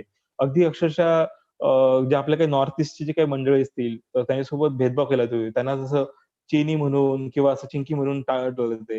रेसियल डिस्क्रिमिनेशन होते. विशिष्ट समाजाला टार्गेट केलं जाते. नंतर डॉक्टर्सला त्यांच्या घरी त्यांना प्रवेश दिला जात नाही. माझे एक सहकारी आहेत ते ते काय करतात ते ई-एन-टी डॉक्टर आहेत, कान-नाक तज्ञ. ते स्वतः COVID-19 ड्युटीमध्ये खूप छानपणे काम करत होते. परंतु तेव्हा त्यांनासोबत जेव्हा COVID-19ची बाधा झाली, तर त्यांच्या सोसायटीने त्यांना सांगितलं गेलं, की तुम्ही आमच्या सोसायटीत येऊ नका. तुम्ही एकतर दुसरीकडे राहा. 1-2 महिने आता घरी येऊ नका. पण म्हणजे एवढी सुद्धा परिस्थिती आहे, की त्यांना घरातून काढलं जातंय किंवा मग काहीतरी कोणी जर आपला भाजीपाला असेल, तो विशिष्ट जाती समाजातला असेल, त्याच्यासोबत भेदभाव केला जातोय. नंतर आपल्याला घरं खाली करायला लावताय. नंतर जे आपले विशिष्ट आपले काही मंडळी आहेत आपली ती यामध्ये काम करते. तर त्यांना त्यांच्या घरी प्रवेश दिला जात नाहीये. कुठेतरी जे लोकं काम करताय यामध्ये प्रथम फळीवर काम करताय. गाव पातळीवर काम करतायत. त्याच्यासोबत कुठेतरी एक प्रकारचा मानहानी भेदभाव होतोय. हे सुद्धा टाळणं तेवढं आपल्याला महत्वाचं आहे. Next slide. आता विशिष्ट प्रमाणे जसं की काही विशिष्ट लोकांमध्ये जी मानहानी होण्याची जी शक्यता आहे, ती खूप जास्त प्रमाणात आहे. एक तर म्हणजे ज्यांना COVID-19ची बाधा झाली आहे. तर त्यांच्यासोबत तर होतंच, की नाही आता याने काहीतरी नक्की चुकीचं केलंय म्हणून याला COVID-19 झालाय. याने काही व्यवस्थित पाळलं नाही आणि आता हा 4 लोकांना आज पसरवेल, 4 लोकांना परत अजून पसरवेल. तर याला याच्याशी बोलायचं नाही, याच्या कॉन्टॅक्टमध्ये टाकायचं नाही, याला याच्याशी कधी फोनवर पण बोलायचं नाही आणि एक प्रकारे त्याला असं वाईट टाकल्यासारखं की काय करणं परिस्थिती होऊन जाते, की त्याला आता याच्याशी बोलायचं आणि कॉन्टॅक्ट करून टाकायचं आहे. समाजाला बाहेर काढून टाकू. त्यासारखं सुद्धा आपण बघतो, अशा काही घटना आपल्याला आढळत आहेत. कोविड-19 बाधित व्यक्ती असेल, त्यांचे परिवाराचे सदस्य असेल, काही मित्र कंपनी असेल, त्याच्यासोबत जास्त हा दुर्व्यवहार जास्त प्रमाणात आढळून आलेला आहे. नंतर जे क्वारंटाईनमध्ये आहेत. आता क्वारंटाईनमध्ये कोण आहे? आता उद्या जर आपण मुंबईमधून आपल्या गावी आलो असणार, तर साहजिकच आहे की एक प्रोटोकॉल ठरलेत, की आपण वेगळ्या ठिकाणाहून आपल्या दुसऱ्या जिल्ह्यामध्ये तुम्ही आले आहात, तर तुम्हाला 14 दिवसाचा क्वारंटाईन कालावधी बंधनकारक आहे. तुम्ही घरी राहू शकता, होम क्वारंटाईन राहू शकता किंवा इन्स्टिट्यूटमध्ये क्वारंटाईन करू शकता, जे आपल्या विशिष्ट ठिकाणी जे क्वारंटाईन सेंटर्स तयार केले. का? तर जेणेकरून 14 दिवसामध्ये त्यांना काही लक्षणं नाही आढळली, तर आपण त्यांना म्हणू शकतो की पूर्णपणे स्वस्थ आहे. परंतु चुकून दुर्दैवाने जर कोणामध्ये लक्षणं आढळली, तर ते व्यक्तीमार्फत इतर लोकांना हा आजार होऊ नये, हे आपण काळजी घेतोय. तर असं सुद्धा क्वारंटाईनमध्ये जे लोकं आहेत, ते फॅमिली मेंबर्स आहेत, त्यांच्यासोबत एक विशिष्ट प्रकारे स्टिग्मॅटाइज केलं जातं, की क्वारंटाईन जरी असलं म्हणजे याचा बहुतेक हा एक्सपोजर आहे, याला COVID-19 झालाच आहे. आता COVID-19 याच्यापासून आता होईलच. त्याच्यामुळे सुद्धा एक चुकीची धारणा होती. जसं मगाशी म्हटल्याप्रमाणे आपले डॉक्टर्स आहेत, आपले नर्स आहेत, आपले पॅरामेडिक्स आहेत, आपले जे ग्रामपंचायतीचे आशा, अंगणवाडी, एएनएम्स आहेत, नंतर हॉस्पिटलचा स्टाफ असेल, स्वच्छता कर्मी असेल, आपले व्हॉलंटिअर असतील, याच्यासोबत सुद्धा कुठेतरी दुजाभाव होतोय. नंतर ज्यांनी COVID-19 वरती यशस्वीपणे मात केली आहे, उपचार त्यांनी केले, त्यांच्यासोबत सुद्धा दुजाभाव होतोय, की त्यांच्याशी संबंध स्थापित केला नाही. त्यांना विशिष्ट आपण अंतर बाळगतोय. त्यांच्याशी आपण बोलत नाही. त्यांना टोमणी देतोय, त्यांना काहीतरी बोलतोय, की तुम्हीच आजार आणला, तू असंच-तसंच कुठेतरी. त्याच्यामुळे ते सुद्धा कुठेतरी एक जास्त प्रमाणात त्यांना दिसतंय. विशिष्ट म्हणजे काही जे काही जाती समुदाय विशिष्ट समुदाय असेल त्यांच्यासोबत टार्गेट केलं जातंय. आता मी स्पष्ट उदाहरण द्यायला गेलं तर सुरुवातीला तबलिगी जमातसाठी त्यात किती प्रमाणात त्याचा विशिष्ट उहापोह केला गेला. जसं असं की फक्त त्यामार्फतच पसरला. आपण त्याच्या खोलात जाणार नाही, परंतु विशिष्ट जाती समुदायाला टार्गेट करणं, की हा आजार फक्त यांच्यामुळेच पसरतोय किंवा यांना झालाय आणि या कम्युनिटीमध्येच आढळणार आहे. या कम्युनिटी मार्फत दुसऱ्या कम्युनिटीला नको व्हायला, की आपल्याला नको व्हायला. तर हे टार्गेट करणं सुद्धा कुठेतरी चुकीचं आहे. मायग्रंट वर्कर आता हे आपण बघतो की श्रमिक ट्रेन सेवा सुरू केल्या आहे किंवा आपले जे स्थलांतरित आहेत, त्यासोबत सुद्धा कुठेतरी भेदभाव केला जातो, की त्यांना गावामध्ये बंदी केली जाते. त्यांना जे काही सोयी-सुविधा असतील, गोळी, औषध, आहार यापासून काहीतरी वेगळं ठेवलं जातं. त्यांना इतर त्यांच्या मूळ गावी येऊ दिलं जात नाही. घराच्या बाहेर कुठेतरी त्यांना ठेवलं जाते. हे सुद्धा त्यांच्यासोबत एक प्रकारे त्यांच्यासोबत मानहानी भेदभाव होत आहे. Next slide. जसं मगाशी म्हटल्याप्रमाणे, की मानहानीमुळे काय होतं? एक ते मृत्यूची भीती आहे. नंतर आजारामुळे सुद्धा एक मला आजार जडेल की काय? ही एक भीती असते. माझ्या उपजीविकेचं साधन हिरावलं जाईल. नंतर आपण बघतो, की आपल्याकडे आता माहिती मिळवण्याचे विविध प्रकारचे माध्यम आहेत. प्रिंट मीडिया, नंतर टीव्ही, सोशल मीडिया, काही फोन. त्यामुळे काय कधी-कधी खूप डिप्रेसिंग न्यूज ऐकायला मिळते, की असं मृत्यू एवढे लोकं पावलं किंवा बेड्स मिळत नाहीये, मग मृत्यूची अवहेलना होते. इतर प्रकारच्या गोष्टीमुळे कुठेतरी त्याचा एक निगेटिव्ह इम्पॅक्ट होऊ शकतो. कुठेतरी त्याचा एक मानसिक स्वास्थ्यावर सुद्धा परिणाम होऊ शकतो. आणि आपण बघतो की एक ब्रेकिंग न्यूज किंवा सतत गोष्टींबद्दल माहिती घेत राहणे, त्यासाठी अलर्ट राहणे, त्यात सुद्धा खूप अति प्रमाणात माहिती होते. आणि कधी-कधी बातम्यांमध्ये खूप अतिरंजितपणा असतो, की एवढे लोक हाहाकार झाला, इटलीमध्ये हाहाकार झाला, स्पेनमध्ये हाहाकार झाला, ब्राझीलमध्ये तर असं एवढं पेशंट वाढत चालले की काहीच करू नये. तर यामध्ये सुद्धा कुठेतरी एक प्रकारची लोकांमध्ये भीती जी आहे ती अजून जास्त वाढत जाते. आणि विविध प्रकारच्या अंधश्रद्धा आहेत. खूप प्रकारच्या अंधश्रद्धा आहेत, की अ, हे घेतलं तर मग बरा आजार होत नाही किंवा मग सुरुवातीच्या काळात असं होतं, की उन्हाळा असेल तर आजार पसरणार नाही. लोकं निश्चिंत राहतील. तसं काय नव्हतं. उन्हाळ्यामध्ये आपण बघितलं खूप केसेस सापडल्या आपल्याला. नंतर चिकन मटण खाल्ला तर कोरोना होतो असं ऐकलं होतं. त्यांना भीती वाटत होती. परंतु असं लक्षात आलं, की ते नाहीये तसं. ते त्यात तथ्य नाही. किंवा गरम पाणी पिलं, गरम पाण्याने अंघोळ केली तर होत नाही आजार. परंतु हा विषाणू तुमच्या शरीरात एकदा प्रवेश केला गेला, इन्फेक्शन झालं. वरतं आपण कितीही गरम पाण्याने अंघोळ केली, कितीही आपण केलं, तर आपण तो टाळू शकत नाही. त्याच्यामुळे ह्या आजाराबद्दलच्या विविध प्रकारच्या लोकांमध्ये खूप अंधश्रद्धा आहे. जसं काहींना वाटतं, की डास चावल्यामुळे कोरोना व्हायरस पसरतो. तर तसं नाही, बिलकुल नाहीये. बऱ्याच समाजामध्ये याबद्दलच्या काही मिसकन्सेप्शन्स आहे, अंधश्रद्धा आहे. त्यांच्या वस्तुस्थितीवर आधारित आपल्याला त्याचं खंडन करणं सुद्धा तेवढंच महत्वाचं आहे. त्याच्यामुळे आपला फोकस काय आहे, की समाजामधील आपली भीती आपल्याला दूर करायची आहे. लोकांमध्ये कशी जास्त प्रमाणात जनजागृती होईल, कसं ते सजग राहतील. कारण की अगदी खूप घाबरून जाणं आणि किंवा एकदमच निडर राहणं, ते आपल्याला ह्या 2 गोष्टी टाळायच्या आहे. आपल्याला विशिष्ट काळजी घेणं आपल्याला महत्वाची आहे. हे आपण आपल्यासाठी ते महत्वाचं आहे. Next slide. त्या स्टिग्मामुळे, मानहानीमुळे काय होऊ शकतं? सर्वात महत्वाचं म्हणजे की लोक त्यांच्या ज्या अडचणी असतील, शारीरिक अडचणी असतील, मानसिक असतील, भावनिक असतील, त्या ते लपवतील. तर साहजिकच त्या अडचणी लपवल्या, तर ते आपल्या जे आरोग्य केंद्र आहे, हॉस्पिटल असतील, त्या ठिकाणी ते संपर्क साधणार नाही आणि उपचार घेणार नाही. आणि याच्याने काय होईल, तो आजार आहे, तो आजार अधिक वाढेल आणि तो आजार वाढेल तर वाढेल, त्याच्या कुटुंबियांना त्याचा त्रास होऊ शकतो. पर्यायाने तो समाजामध्ये पसरू शकतो. पर्यायाने तो पूर्ण आजूबाजूच्या कम्युनिटीला त्याचा धोका होऊ शकतो. तर एक उदाहरण म्हणायला गेलं तर मुंबईच्या आपल्या एक झोपडपट्टीमध्ये एक व्यक्ती COVID-19 पॉझिटिव्ह आढळला. परंतु त्याने ती माहिती लपवली. तर तो मृत्यू पावला. परंतु याचा परिणाम अजून काय झाला? त्याच्या घरातले 5 अजून सदस्य होते. त्यांना सुद्धा त्याची बाधा झाली. ते देखील दगावले. जर त्या व्यक्तीने टेस्ट केल्यानंतर टेस्ट केल्यानंतर सुद्धा त्याने अ, त्वरित आपल्या जवळच्या आरोग्य केंद्रात संपर्क साधला असता, तर तो सुद्धा वाचला असता. त्याच्यामुळे इतर लोकांना जी बाधा झाली ती बाधा नसती झाली. तर जेणेकरून आपण हा आजार आपण रोखून करू शकलो असतो. आज कुठे ना कुठे हा आजार एक्सपांड होण्यामध्ये एक कुठेतरी स्टिग्मा सुद्धा हे सगळ्यात मोठा फॅक्टर आहे.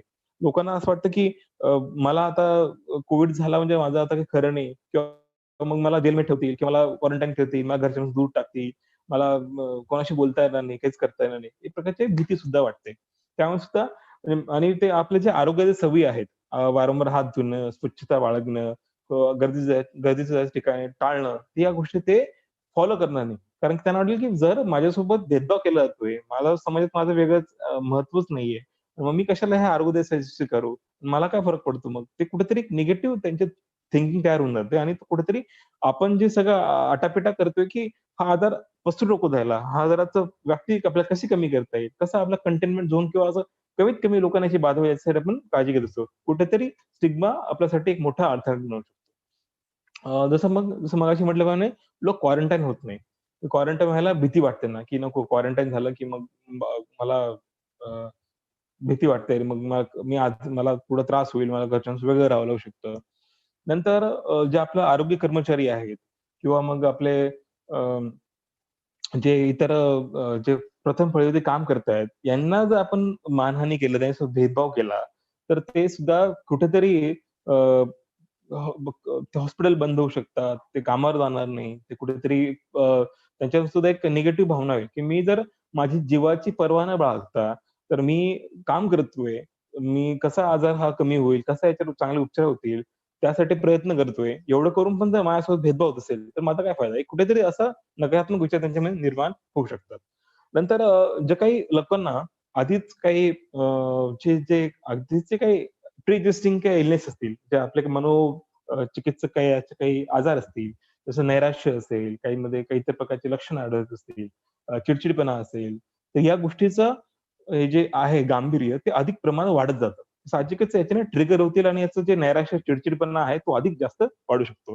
यामध्ये काय होईल, जसं मगाशी म्हटल्याप्रमाणे रेट ऑफ ट्रान्समिशन आहे तो वाढेल आणि साहजिकच आहे की लोकं अप्रोच होणार नाही. त्याचा जो आजार बळावल्यानंतर तो जो पुढच्या स्टेजला गेला. माईल्ड असिम्प्टोमॅटिक असताना जर तो त्याने अंगावर काढलं, ते लोकांना पसरवलं आणि जे हाय रिस्क गटातल्या लोकांशी जर कॉन्टॅक्ट आला, तर त्यांच्यामध्ये मृत्यू वाढायचं प्रमाण असतं.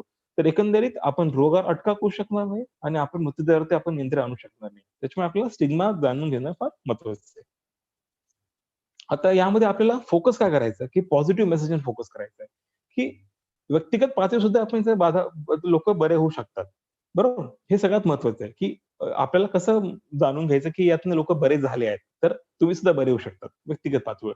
आणि आपल्याकडे काही विशिष्ट देशांनी याच्यावरती मात केलेली आहे. जसं आपण नुकतंच बघितलं, की न्यूझीलंड सारख्या देशाने लॉकडाऊन पूर्णपणे उठवला त्यांच्याकडे सर्वसामान्य जीवन पूर्ण प्रस्थापित झालं आहे. चीनचं उदाहरण बघतोच आहे. तर आपल्याकडे जपान, सिंगापूर, साऊथ कोरिया यांनी सुद्धा या आजारावरती यशस्वीपणे मात केली आहे. तर आपल्याला एक देश म्हणून सुद्धा त्यांच्याकडे आपण एक प्रेरणा मिळू शकते, की त्यांनी जर यातून मार्ग काढला, यातून मात केली तर आपण देखील यातून करू शकतो. तर मगाशी म्हटल्याप्रमाणे 97% लोकं यातून रिकव्हर होऊ शकतात आणि फक्त आपला 3% फक्त याच्यामध्ये मॉर्टॅलिटी रेट आहे. सो आपल्याला माहिती आहे, की हा एक गरजेचं आहे. लोकांना आश्वस्त करणं गरजेचं आहे, की यामधून लोक बरे होतात. काही लोकांना आजार असतील, काही लोकांना आजार नसतील, काही सिम्पटम कमी असतील, जास्त असतील, तरी देखील यातून आजारी होत आहेत. तर हा मेसेज करणं फार महत्वाचं आहे. मेन म्हणजे की गव्हर्नमेंटमध्ये असेल की प्रायव्हेटमध्ये असेल, आता प्रायव्हेट हॉस्पिटल सुद्धा आपण अधिग्रहित केलेले आहे. तर सिम्प्टोमॅटिक ट्रीटमेंट उपलब्ध आहे, सपोर्टिव्ह ट्रीटमेंट उपलब्ध आहेत आणि त्यासाठी जे आपले विशिष्ट प्रकारचे जे गव्हर्नमेंट ऑफ इंडिया किंवा गव्हर्नमेंट महाराष्ट्राचे आपले विशिष्ट हेल्पलाईन नंबर्स आहे ते सुद्धा आपल्याला उपलब्ध आहे. ते कुठले कुठले आहेत? तर आपला 0+91 हा आपला कंट्री कोड आहे, 11 हा आपला कोड आहे, नंतर 229 78 046 हा आपला हेल्पलाईन नंबर आहे. टोल फ्री साठी 1075 हा आपला इंटिग्रेटेड डिसीज सर्व्हिस प्रोग्राम जे साथरोग विभाग आहे त्याचा हा टोल फ्री नंबर आहे 1075. 104 हा आपला एक कॉन्टॅक्ट नंबर आहे. नंतर सायको सोशल सपोर्टसाठी सुद्धा आपल्याकडे हेल्पलाईन उपलब्ध आहे. जर कोणाला काही चिडचिडपणा, मानसिक नैराश्य, भीती काही वाटत असेल तर ते हा नंबर सुद्धा संपर्क शकतात. तर 080 46 11 0007 या नंबर सुद्धा आपण कॉल करून जर काही कोणाला भावनिक आधाराची गरज असेल, काही तर ते सुद्धा संपर्क होऊ शकतात. याच्यात त्यांना ते योग्य ते मार्गदर्शन आपल्याला मिळू शकतं. Next slide. आता जसं मगाशी सरांनी पण सांगितलं की आता कार्तिकेयन सरांनी सुद्धा उल्लेख केला की गव्हर्नमेंट ऑफ इंडियाने सुद्धा ज्या स्टिग्मा मानहानी विरुद्ध भेदभावाविरुद्ध लढण्यासाठी एक फर्म स्टँड घेतलाय. त्यासाठी आपण राष्ट्रीय स्तरावरती कॅम्पेन सुरू केलंय. की कसं आपण लोकांमध्ये जो मानहानी भेदभावाबद्दलची जे नकारात्मक जी विचारसरणी ती आपण कशी टाळू शकतो, कसं आपण त्यात बदल करू शकतो. नंतर काही आपण काही संविधानात्मक काही सुद्धा आपण काही सुधारणा केलाय. जो एपिडेमिक डिसीज ऍक्ट आहे आपला 1897 त्यामध्ये काही अमेंडमेंट केले गेले. जेणेकरून जर आपल्या आरोग्य कर्मचाऱ्याबद्दल काही जर हॅरॅसमेंट होत असेल, काही हिंसा होत असेल, तर तिथे त्यांना अजामीनपात्र गुन्हा दाखल होऊ शकतो. त्यांच्यावरती खूप हेवी पेनल्टी लावली जाऊ शकते. जेणेकरून कसं आहे लीगल फ्रंटवरती किंवा इतर बाकी आपण जे विविध प्रकारचे आपल्याकडे माध्यम आहेत, जसं मगाशी म्हटल्याप्रमाणे सचिन तेंडुलकर असतील किंवा अमिताभ बच्चन असतील किंवा इतर आपले जे काही सेलिब्रिटी असतील, काय आपले माननीय पंतप्रधान असतील, तर प्रत्येक जण यामध्ये पूर्णपणे त्यांचं ते कमिटमेंटसाठी आणि ओनरशिपसाठी पूर्णपणे आपल्याला खांद्याला लावून उभे आहेत. तर आपल्या जसं नरेंद्र मोदी जे आपले माननीय पंतप्रधान आहेत त्यांनी सुद्धा म्हटलंय की इंडियाची आपली जी फाईट आहे ती आपल्या कोरोना विरुद्ध आहे. तर आपल्या ही लोकांना केंद्रस्थानी ठेवली आहे की फक्त सिस्टीमला किंवा पॉलिसी म्हणून नाही करत आहे. तर लोकांना केंद्रबिंदू मानून आपण सगळ्या उपाययोजना करतोय. ज्या आपल्या आरोग्य विभागाच्या ज्या आरोग्य सचिव आहेत प्रीती सुदान त्यांनी सुद्धा यासाठी विविध प्रकारच्या गाईडलाईन सुरू केल्या, अवेअरनेस जनजागृतीसाठी इतर सिव्हिल सोसायटी ऑर्गनायझेशन असतील, आपल्यासारखे NSS असेल किंवा इतर आपले काही विविध प्रकारची मंडळी असतील, त्यांना सुद्धा आपण यामध्ये इन्व्हॉल्व्ह करून घेतोय. नंतर यामध्ये आपलं सर्वात महत्वाचं की आपल्याला कम्युनिकेशन मध्ये संवाद साधताना सुद्धा आपल्याला सहानुभूती आपल्याला संवाद साधायचा आहे आणि आपल्याला लोकांच्या हृदयापर्यंत पोहोचायचंय, लोकांच्या फक्त डोक्यापर्यंत पोहोचायचंय. जे आपल्याला जसं लोकांमध्ये कसा बदल होईल याबद्दल आमचे सहकारी आहेत डॉक्टर स्वाती महापात्रा याबद्दल पुढे तुम्हाला सविस्तरपणे माझं सेशन संपलं की त्या पुढे तुम्हाला सांगतील. Next slide. आता जेव्हा आपण शब्द प्रयोग करतोय त्या शब्दाला फार महत्व आहे. आता जर मी एखाद्या व्यक्तीला COVID-19 ची केस म्हटलं तर ते कुठेतरी त्याला वाटेल की COVID-19 ची केस म्हणजे मी केस आहे, माझं एक वेगळं अस्तित्व नाहीये. तर ते कुठेतरी भीती वाढू शकते, नकारात्मकता येऊ शकते आणि यामध्ये आपण कुठल्याही आजारामध्ये तो भलेच असं साधं टायफॉइड ताप असेल, त्यामध्ये आपल्या मानसिक स्थिती आजाराशी लढताना ती सुद्धा फार महत्वाची. तर कुठेतरी COVID-19 केस असं जर म्हटल्यामुळे त्यांना कुठेतरी त्याचा एक नकारात्मक परिणाम होऊ शकतो आणि या आजाराला ते धीरोदात्तपणे सामना नाही करू शकणार. त्यामुळे त्यांना आपल्याला शब्दांचा प्रयोग कसा करायचा की COVID-19 ची बाधा झालेली व्यक्ती यामध्ये आपण केस, रुग्ण हे शब्द टाळतोय. जर आपण त्यांना असं म्हटलं की COVID-19 चा शिकार, COVID-19 चा बळी असा जर शब्द प्रयोग केला तर ते कुठेतरी ते निगेटिव्ह इम्पॅक्ट होतोय. त्यामुळे आपण काय बोलू शकतो की COVID-19 ची पासून बरा होणारी व्यक्ती, COVID-19 ची बाधा झालेली व्यक्ती, COVID-19 चा उपचाराधीन असलेली व्यक्ती, COVID-19 लागण झाल्यामुळे मृत्यू झालेल्या व्यक्ती, ऍटलिस्ट त्याची आपण कुठेतरी डिग्निटी मेंटेन करतोय, त्याला कुठेतरी स्टिग्मटाईज करत नाही. त्याच्यामुळे आपल्या शब्दांचा प्रयोग फार महत्वाचा आहे. जसं मगाशी म्हटल्याप्रमाणे आपण जर संशयास्पद रुग्ण असं जर बोललो एखाद्या व्यक्तीला, तर त्याला वाटेल की झालं माझ्या आता पायाखालची वाळू सरकली ना, तर माझं आता खरं नाही, मी रुग्ण झालोच आहे. तर संशयास्पद रुग्ण असं म्हटलं तर कुठेतरी त्यांना वाटतं की आता माझं काही खरं नाही, कुठेतरी भीती वाटू शकते. त्यांना आपण सांगायचं की COVID-19 ची तुम्हाला लागण होऊ शकते. यासाठी आपण ज्या विशिष्ट पद्धती आहेत, ते प्रोटोकॉल आपण ते पाळू, पण तुम्हाला होईलच का नाही याची गॅरंटी नाही आहे. आपण फक्त काय करू, तुम्हाला तुमची टेस्ट करून घेऊ, तुम्हाला ऑब्झर्वेशन खाली ठेवू आपण, तुम्हाला काही लक्षण आढळले, टेस्टचा रिझल्ट आला तर तुम्हाला शेअर करता येईल. त्यांना आपल्याला आश्वस्त करणं तेवढं फार महत्वाचं आहे. जसं मगाशी म्हटल्याप्रमाणे जेव्हा मानहानी स्टिग्मा होतो तेव्हा सुद्धा आपण ना असं की हा आजार या व्यक्तीने पसरवला. नागपूरला एका व्यक्तीने 50 लोकांना याची लागण केली. म्हणजे कुठेतरी एक प्रकारे ब्लेम केल्यासारखं होतं. ती वस्तुस्थिती असेल, परंतु त्याने मुद्दामून केलंय का? तर नाही. त्याच्यामुळे आपल्याला काय करायचं की COVID-19च्या मुळे बाधा झाली असं म्हणू शकतो आपण. परंतु हा एक रोग पसरवणारा किंवा इतर लोकांना आजार देणारा व्यक्ती आहे किंवा असं म्हणू नये. तर असं आपल्याला शब्दप्रयोग फार महत्वाचा आहे. त्यामुळे आपण संवाद साधताना सुद्धा आपण कुठल्या शब्दांचा प्रयोग करतोय या देखील फार महत्वाचं आहे. आपल्याला काळजीपूर्वक योग्य आणि शास्त्रीय असलेल्या गोष्टींचा आपल्याला वापर करायचा आहे बोलताना सुद्धा, जेणेकरून कसं आपण याबद्दल लोकांमध्ये एक प्रकारची विशिष्ट नकारात्मकता येणार नाही त्याबद्दल आपल्याला ही काळजी घ्यायची. Next slide. जसं मगाशी म्हटल्याप्रमाणे की आपण जेव्हाही आपण बोलतोय, जे संवाद साधतोय, तर आपल्याकडून कुठल्याही प्रकारे अफवा किंवा चुकीची बातमी किंवा रुमर तरी पसरते ना, ती काळजी घ्यायची महत्वाची. ज्याला शास्त्रीय आधार आहे, जे अधिकृत आहे, जसं आपण म्हणू शकतो की minister of health family welfare असेल, WHO असेल, युनिसेफ असेल, MCGMची आपली ऑफिशियल वेबसाईट असेल, BMCची असेल किंवा पुणे महासिटी असेल, PCMC असेल, यांचे अधिकृत जे आपले डेटा सोर्स आहेत, त्यावरून जर काही आपल्याला माहिती मिळाली, त्याच आपल्याला मात्र यांना शेअर करायचं आहे. जेणेकरून कसं आहे, आपण बऱ्याच वेळा आता आपल्या लोकांना आपण इन्व्हॉल्व करतोय किंवा इतर आपले जे काही समाजामध्ये मदतीसाठी खूप लोक तयार असतात. काही प्रभावशाली व्यक्ती असतात, समाजाचे नेते असतात, नगरसेवक असतील, शिक्षक असतील, इतर आपल्या व्यवसायात लोक असतील, जे मदतीसाठी तयार असतात. त्यांना आपण जर अपुरी आणि अधुरी माहिती दिली, चुकीची माहिती दिली, तर त्यांनी ते लोकांना समाजात पसरवली, तर कुठेतरी त्याचा निगेटिव्ह परिणाम होऊ शकतो. त्यामुळे त्यांना आपल्याला बेस्ड ऑन सायंटिफिक फॅक्ट्स, जी अद्ययावत गाईडलाईन आहे, जी सध्या लेटेस्ट गाईडलाईन आहे, ज्याला शास्त्रीय आधार आहे, तीच मात्र आपल्याला त्यांना सांगायची आहे.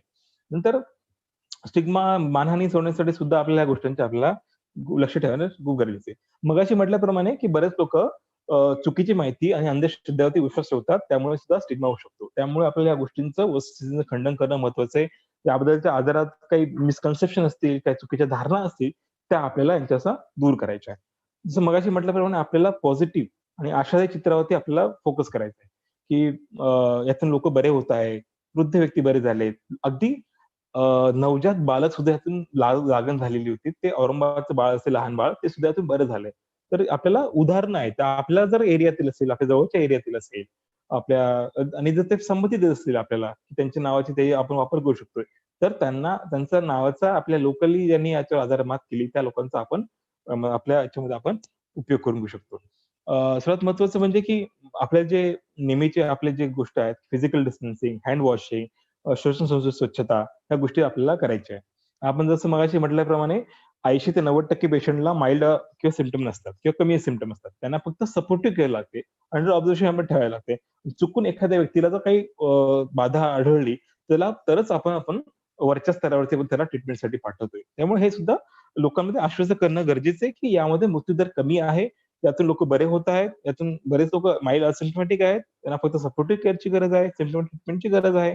नंतर लवकर निदान होणं, लवकर टेस्टिंग करणं आणि याच्यावरती वेळी उपचार करणं का गरजेचं आहे, हे सुद्धा आपल्याला त्यांना आश्वस्त करणं गरजेचं आहे. जसं मगाशी म्हटल्याप्रमाणे ज्या लोकांनी यावर मात केली आहे, यातून बरे होत आहे, या लोकांना आपल्याला याचं उदाहरण आपण देऊ शकतो. आणि आपल्याकडे आपण गेले हे 2-3 महिने आपण जरी लॉकडाऊनच्या परिस्थितीत असतो, परंतु या 2-3 महिन्यामध्ये गव्हर्नमेंट महाराष्ट्र असेल किंवा गव्हर्नमेंट ऑफ इंडिया असेल, यांनी आपल्या इन्फ्रास्ट्रक्चरवरती खूप छान काम केलंय. जे सुरुवातीला आपल्याकडे व्हेंटिलेटर नसतील किंवा N95 मास्क, PPE किट असतील किंवा इतर नसतील, सुरुवातीला अत्यंत तुटवडा होता. परंतु आज आपण अशा परिस्थितीमध्ये आलो की आपल्याकडे मुबलक प्रमाणात त्याचा पुरवठा आहे. त्याच्यामुळे आपल्याला 2-3 महिन्यामध्ये आपल्या लोकांना आश्वस्त करणं गरजेचं आहे, की रिसोर्सेसचा अभाव नाही. आपल्याकडे रिसोर्सेस उपलब्ध झाले आहेत आणि आपल्याकडे योग्य ती गाईडलाईन सुद्धा आहे. आपल्याकडे योग्य ते लोकांना आश्वस्त करणं तेवढंच गरजेचं आहे. Next slide. जसं आपल्याला महत्वाचं की यामध्ये स्वतःची काळजी घ्यायची आहे, दुसऱ्यांची काळजी घ्यायची आहे आणि ते इतर लोक सगळ्यांची आपल्याला काळजी घेणं फार महत्वाचं आहे. आपल्याला यामध्ये एकत्र येऊन काम करायचंय. आपण जरी फिजिकली एकत्र येऊ शकत नाही, परंतु आपण मनाने, हृदयाने आपण एकत्र येऊ शकतो. तर एकत्र येऊनच एकजुटतेनेच यावर आपण एक मात करू शकतो. विशेषतः आपल्याला काही लोकांना खूप सेफ ठेवायचंय. जे आपले वृद्ध, ज्यांना काही आजार आहेत, त्यांना आपल्याला जर एखादं वृद्ध जोडपं असेल आणि त्यांची मुलं, त्यांची सुना किंवा इतर त्याचे काही असतील ते प्रॉपर राज्यात असतील, परदेशात असतील आणि ते आपल्या सोसायटीमध्ये राहत आहे. मग ते जर वृद्ध व्यक्तींना जर त्यांना गोळ्या औषधासाठी आहार काही ब्रेड आणण्यासाठी किंवा इतर काही गोष्टी आणण्यासाठी, किराणा आणण्यासाठी, औषधं घेण्यासाठी त्यांना घरातून बाहेर पडलं असेल, मार्केटमध्ये गर्दी असते, चुकून या लोकांना इन्फेक्शन झालं तर कुठेतरी हा त्रास होऊ शकतो. तर आपल्याला स्वतःला एक याच्यामध्ये प्रोएक्टिव्हली आपण इन्व्हॉल्व्ह व्हावं लागेल आणि आपण सोसायटीमधून आपली जे काही छोटी कमिटी असेल, चेअरमन असतील किंवा आपण स्वतःहून असेल, तर आपल्याला यांशी संपर्क साधायचा आहे. त्यांना काय हवंय, काय नकोय, त्यांना ते त्यांच्या घरी पोहोचू शकतो आपण. त्यांना आपण फिजिकली नाही भेटू शकत, पण एक फोन केला, की "बाबा, आई, तुम्ही व्यवस्थित आहात ना? तुम्हाला काय हवंय का? काय नकोय का? काही त्रास असेल तर आम्हाला सांगा, आम्ही आहे इथे मदतीला." तर हे 2 शब्द प्रेमाचे जरी आपण बोललो, तरी आपण त्यांना कुठेतरी आपण यातून सेफ ठेवू शकतो. म्हणजे त्यांचं फिजिकल स्वास्थ्य आपण शारीरिक स्वास्थ्य आपण मेंटेन करू, तो सोबतच त्यांचं मानसिक, भावनिक स्वास्थ्य सुद्धा तेवढंच त्यांचं आपल्याला योग्य ठेवणं गरजेचं आहे. यामध्ये आपल्याला कंपॅशन, सहानुभूती, नंतर काळजी, त्यांना आश्वस्त करणं ह्या ह्या ह्या प्रिन्सिपल्स आपल्याला वापर करायचा आहे. Next slide. जसं मगाशी म्हटल्याप्रमाणे मगाशी आपले जे फ्रंटलाईन कर्मचारी आहेत, आपले कोविड योद्धे आपण त्यांना म्हणतोय, की या युद्धामध्ये पहिल्या फळीत काम करत आहेत. डॉक्टर्स, नर्सेस, पॅरामेडिक्स, जे स्वच्छता कर्मी, या लोकांना आपल्याला प्रोटेक्ट करायचंच आहे. त्या लोकांना आपल्याला अप्रिशिएट करायचं आहे. जसं एक आर्मी आपली असते, सैन्य असतं, ते कसं दुश्मनापासून आपलं रक्षण करत असतात. हेच हेच हे सुद्धा हेच काम करतायत. फक्त ह्या युद्धामध्ये हा जो विषाणू आहे आपल्याला दिसत नाही डोळ्यादेखत. तर आपल्याला यांचं अप्रिशिएशन करणं हा गरजेचं आहे. त्यांना जी मदत होऊ शकते, ते करू शकतोय. नंतर यांना आपण सेलिब्रेट करू शकतो. यांना रिकॉग्नाइज करू शकतो. हे कौतुकाचे 2 शब्द यांच्यासाठी म्हणू शकतो. जेव्हा खरं आपले ते घरी येतायत, त्यांना आपण आपण बघतोय की बऱ्याच ठिकाणी आपले बरेच व्हिडिओज व्हायरल होतात, की आपण यांना अप्रिशिएट करतोय. लोकं टाळ्या करताय, लोकांना टाळ्या वाजवतायत, लोकं यांच्यावरती काही फुलांचा वर्षाव करतायत. तर यामध्ये आपण करू शकतोय, की आपण 2 शब्द यांना सेलिब्रेट करू शकतो. यांच्या जे एफर्ट्स आहेत त्यांना आपण रिकॉग्नाइज करू शकतो, अॅक्नॉलेज करू शकतो. हे सुद्धा करणं महत्वाचं आहे. Next slide. तर आता सायकोसोशल इम्पॅक्ट हा फार महत्वाचा मुद्दा आहे, की यामध्ये काय आहे, की तुमच्या शरीरावरती काही समाजामधील किंवा तुमच्या व्यक्तिगत स्तरावरती, कम्युनिटी स्तरावरती काही प्रकारचे परिणाम जाणवू शकतात COVID-19 मुळे. एक तर कसं आहे, ऑलरेडी आपण काही चॅलेंजेसमध्ये राहत असणार आहे. तर ते इश्यू इमर्ज होऊ शकतात किंवा नवीन चॅलेंज येऊ शकतात. जसं आता की COVID-19 मुळे आता मला वर्क फ्रॉम होम करावं लागतंय. मला तर ऑफिस जायची सवय आहे. घरात मी काम कधी केलंच नाही आयुष्यात. मग कसं करणार मी? हे एक उदाहरण झालं. किंवा मग अजून एक चिडचिडेपणा, नंतर एक प्रकारची एक विशिष्ट प्रमाणात एक चिंता, अँक्झायटी, मग एक प्रकारचा अलर्टनेस, की मला हलका सर्दी जरी झाली अशी, तरी मग मला COVID-19 झालंच की काय? किंवा मग आपण प्रत्येक व्यक्तीकडे एक COVID-19चा संभाव्य बाधित व्यक्ती म्हणूनच बघतो. तर ते कुठेतरी हायपर व्हिजिलन्स, खूप प्रकारे अतिप्रमाणात दक्षता घेतली जाण्याचा प्रकार. नंतर लाईफस्टाईलमध्ये मॉडिफिकेशन्स, की आपण बघतो की आपली दैनंदिन दिनचर्या आपण कशी असते, आपण उठतो, फ्रेश होतो, तयार होतो, नाश्ता करतो, ऑफिस जातो, आपल्या कार असेल, मेट्रो असेल, ट्रेन असेल, त्याच्याने काम करतो, परत येतो. परंतु या लॉकडाऊनच्या परिस्थितीमुळे आपल्या या जीवनमानामध्ये, दैनंदिन शैलीमध्ये आमूलाग्र बदल झालेत. आपण घरी बसून काम करतोय. ते आपल्या सवय नसते कदाचित. नंतर काही फायनान्शियल इश्यू, म्हणजे ऑलरेडी काहींमध्ये औद्योगिक साधन हिरावलं गेलं असेल, काही ठिकाणी पेमेंट कट केले गेले असेल, काही ठिकाणी म्हणजे हे सुद्धा काही आर्थिक अडचणी त्यांचा सामना करावा लागू शकेल. मग सॅलरी कमी आहे, त्यात वरतून किराणा करायचा आहे, घर भाडं द्यायचंय, काही हप्ते असतील, हप्त्यांमध्ये कुठेतरी डिले होतोय. ह्या गोष्टी सुद्धा एक प्रकारे होऊ शकतात. त्यामुळे सुद्धा ताणतणाव येऊ शकतो. साहजिकच आहे, नैराश्य येणे, एक अगतिकता, नंतर आपल्या शारीरिक परिस्थितीचे आरोग्य सुधारण्यासाठीची चिंता, एक फ्रस्ट्रेशन येणं, चिडचिडपणा, एक काहीतरी नवीन असं मोटिव्हेशन राहत नाही, की आता मला निरुत्साही आहे, की आता माझं काही राहिलंच नाही. आपल्या झोपण्याच्या आणि खाण्याच्यामध्ये वेळा बदलणं. आधी आपण रेग्युलरली साधारण 8, 9, 10ला 10 बसेल, परंतु सध्या असं की मग स्क्रीन टाईममुळे, टीव्ही बघण्यामुळे, मोबाईलवर व्हिडिओज बघण्यामुळे तर आपण झोपायचे टायमिंग रात्रीचे 1:30-2 वाजून होत असतील. त्यामुळे स्लीप सायकल चेंज झालंय. कुठेतरी याच्यामुळे तुमच्या मनावरती कुठेतरी परिणाम होतोय. नंतर एक पर्सनल आणि प्रोफेशनल स्पेस राहिली नाहीये. तर मी घरात बसून माझं काम करतोय आणि घरात राहून मला काहीतरी माझं ऑफिसचं काम करावं लागतंय.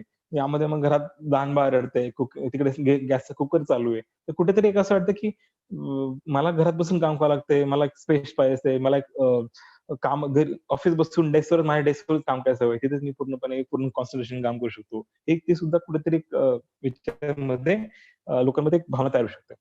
Next slide. जसं मगाशी म्हटल्याप्रमाणे की जर कुटुंबामध्ये एका व्यक्तीला काही झालं, काही बाधा झाली, तर एक व्यक्ती चिडचिड झाला, एका व्यक्तीला ताण-तणाव निर्माण झाला. तर साहजिकच आहे की त्याचा इतर व्यक्तीवरती तो कुठेतरी तो राग काढू शकतो.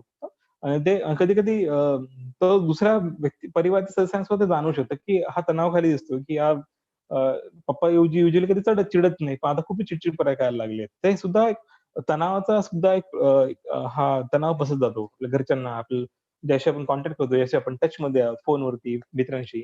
पण कुठेतरी स्ट्रेस हा जो असतो अजून वाढत जातो.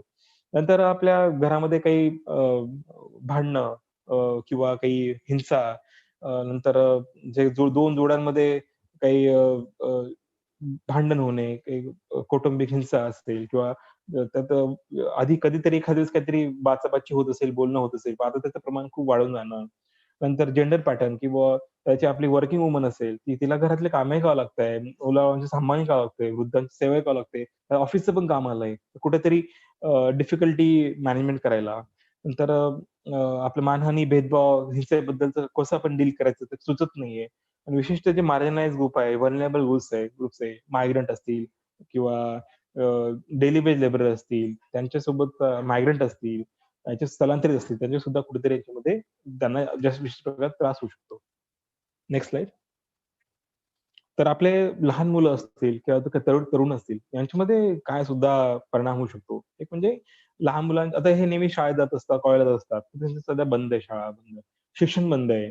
मग फक्त घरात बसून कंटाळा येऊ शकतो. नंतर मग घरात बसल्याचे मग त्यांच्या खाण्यामध्ये, झोपण्यामध्ये पॅटर्न्समध्ये चेंज येते. आता बऱ्याच वेळा ते स्क्रीन एक्सपोजर, टीव्ही बघणं असेल, सेल फोनवरती मोबाईलवर गेम्स खेळणं असेल, लॅपटॉपवरती असेल, आता काही व्हिडिओज बघणं असेल. या दरम्यान सुद्धा जेव्हा आपण इंटरनेट यूज करत असताना सायबर सिक्युरिटीचा एक इश्यू असतो, ऑनलाईन सेफ्टीचा इश्यू असतो.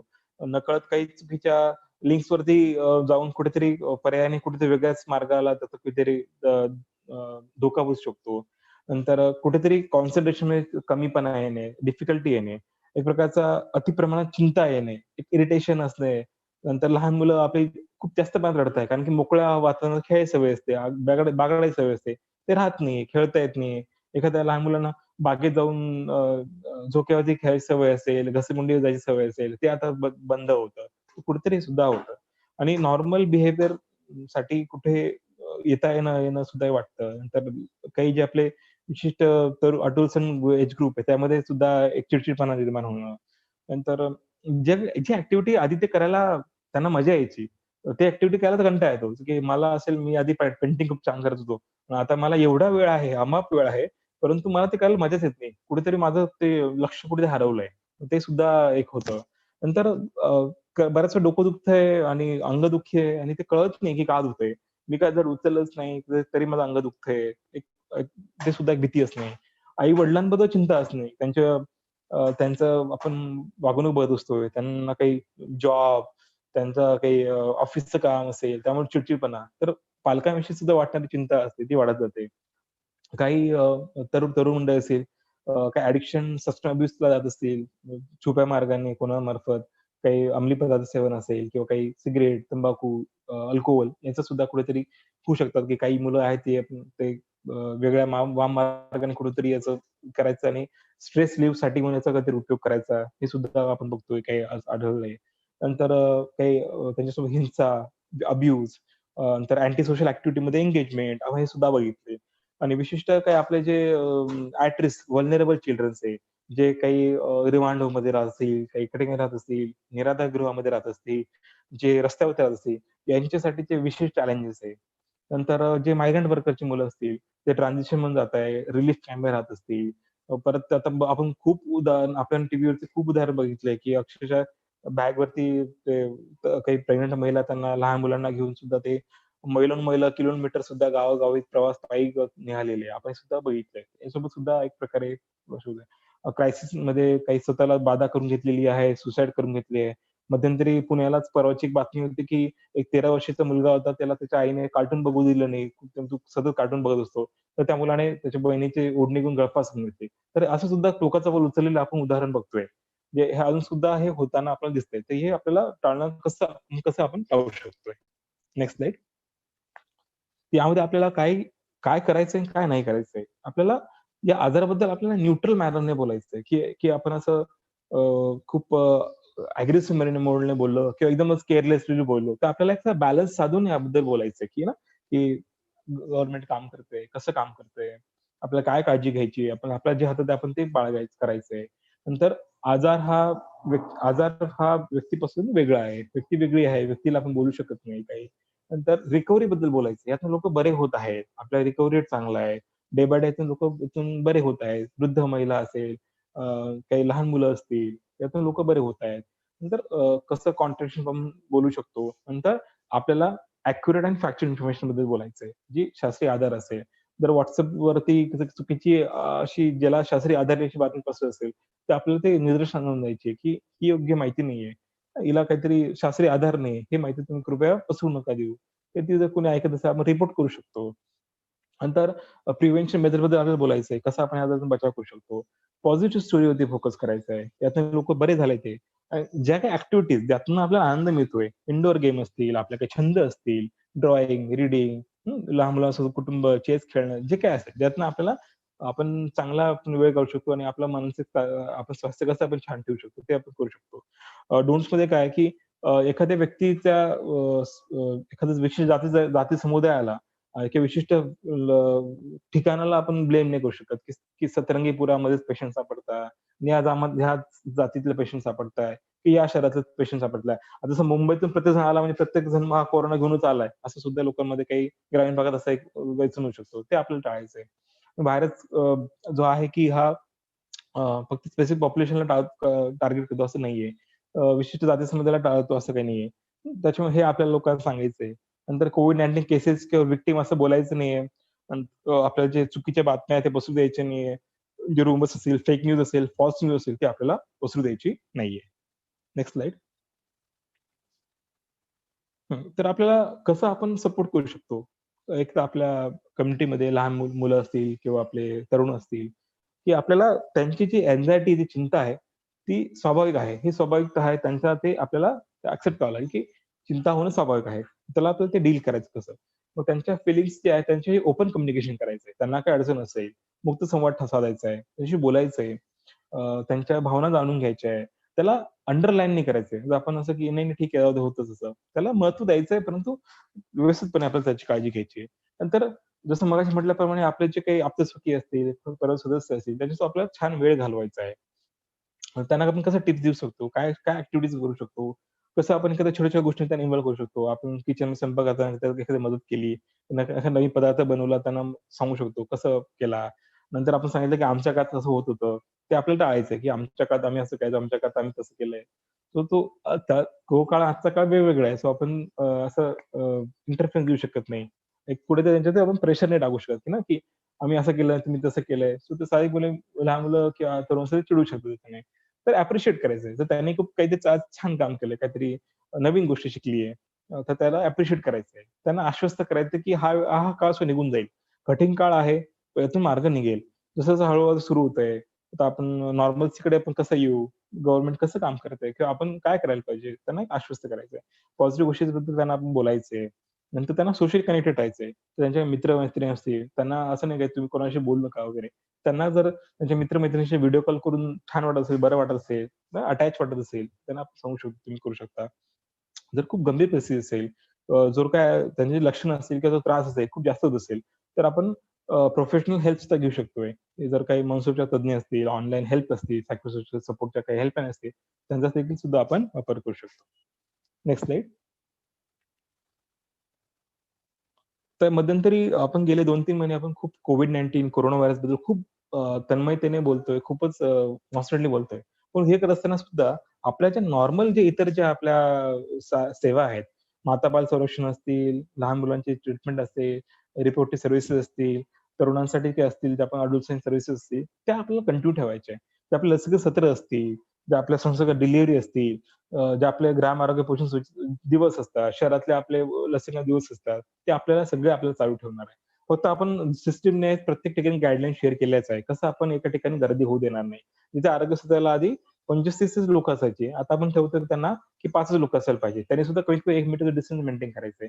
तर सांगण्याचं तात्पर्य एवढंच आहे की आपल्याला कोविड-19च्या सोबत इतर त्या आपल्या ज्या नेहमीच्या ज्या गोष्टी आहेत, त्याला आपल्याला कुठेतरी अंडरलाईन करायचंय. त्याला कुठे आपल्याला त्यांना कुठे नको असं व्हायला की त्याच्याने सुद्धा आपल्याला नको उद्या आपल्याकडे जर लसीकरण सुद्धा थांबले, तर ज्या लसी देण्यापासून आपण लहान मुलांचं संरक्षण करतोय, त्याचा आउटब्रेक होऊ शकतो.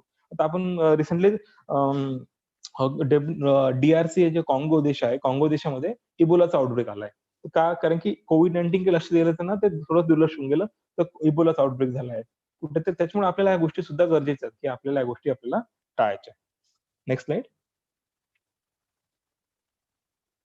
आता आपल्या गव्हर्नमेंट ऑफ इंडिया असेल किंवा गव्हर्नमेंट महाराष्ट्र असेल, त्यांनी ह्या कोविड-19च्या साथीच्या ज्या पेंडिंग सिच्युएशन सुद्धा काही विशिष्ट आपल्याला काही मोजक्या काही आपल्या बऱ्याच गोष्टी आपण केल्या आहेत. त्यातल्या आपण काही मोजक्या गोष्टी आपण फक्त बघू शकतो, की जसं आत्मनिर्भर पॅकेज भारत अंतर्गत जे आता मायग्रंट वर्करला असेल, जे काही स्टँडर्ड मायग्रंट असतील, तर अशा लोकांना 5 किलो एका व्यक्तीला असं पर मंथसाठी जूनसाठी आपल्याला माहिती आहे, की 2 महिन्याचं राशन दिलं गेलंय. ते मोफत दिलं गेलंय. नंतर प्रधानमंत्री गरीब कल्याण पॅकेज अंतर्गत विशिष्ट प्रकारच्या काही आपले जे गट आहेत, त्यांना सुद्धा डिजिटल पेमेंट केले गेले डायरेक्ट बेनिफिट ट्रान्सफर डीबीटीद्वारे. तर महिला असतील, सीनियर सिटिझन असतील, शेतकरी असतील, कन्स्ट्रक्शन वर्कर असतील, यांना सुद्धा मदत केली गेली आहे. नंतर ज्या आपल्या गावागावात आशा आहेत, तर आपल्या अर्बनमध्ये कॉर्पोरेशन असतील किंवा गावात असतील, त्या आशांना सुद्धा इन्शुरन्स स्कीममध्ये त्यांचा समावेश केला गेला आहे. नंतर जे लाभार्थी आहेत त्यांना सिलेंडरचं मोफत वाटप केलं आहे. तर जसं आपण म्हटलं की जे EPF आहे आपले एम्प्लॉई प्रोव्हिडंट फॉर ऑर्गनायझेशन, त्यांनी सुद्धा नॉन रिफंडेबल ॲडव्हान्सेससाठी आपण त्यासाठी पण सुविधा केलेली आहे. नंतर मनरेगाचे जे आपलं डेली वेज जे होतं त्याचं ₹182 होतं, ₹202 केलं गेलंय. विविध प्रकारचे गव्हर्नमेंट इंडिया लेव्हलने सुद्धा म्हणजे खूप प्रकारचे इनिशिएटिव्ह घेतले गेले. त्याचे प्रयत्न आहेतच. यामध्ये फक्त बरे थोडक्यात फक्त 2-4 पण बघितले. Next slide. हेच आपण जेव्हा महाराष्ट्र गव्हर्नमेंटबद्दल बोलतोय, की जे आपल्या आशा असतील, गटप्रवर्तक असतील, अर्धवेळ स्त्री परिचर असतील, त्यांना सुद्धा मिनिस्ट्री ऑफ रुरल डेव्हलपमेंटने ₹1000 इन्सेंटिव्ह दिला आहे. जेणेकरून त्यांचा प्रोत्साहनपर भत्ता म्हणून दिलंय. जेणेकरून त्यांच्या ते रुटीनली त्यांचा इन्सेंटिव्ह मिळत असेल. ₹1000 हा एक्स्ट्रा जेणेकरून त्यांना थोडंसं फायनान्शियली त्यांचं मोराल बूस्ट होईल त्यासाठी आपण मदत केली आहे. नंतर आपण बघतोय की पूर्वी 80% पर्यंत जी आपली महाराष्ट्र जनता होती, ती महात्मा ज्योतिबा फुले जीवनज्योती योजनेमध्ये ती समाविष्ट होती. परंतु रिसेंटलीच आता पूर्ण 100% जनता ही आता महात्मा ज्योतिबा फुले जीवनज्योती योजनेअंतर्गत ती आता पात्र ठरलेली आहे.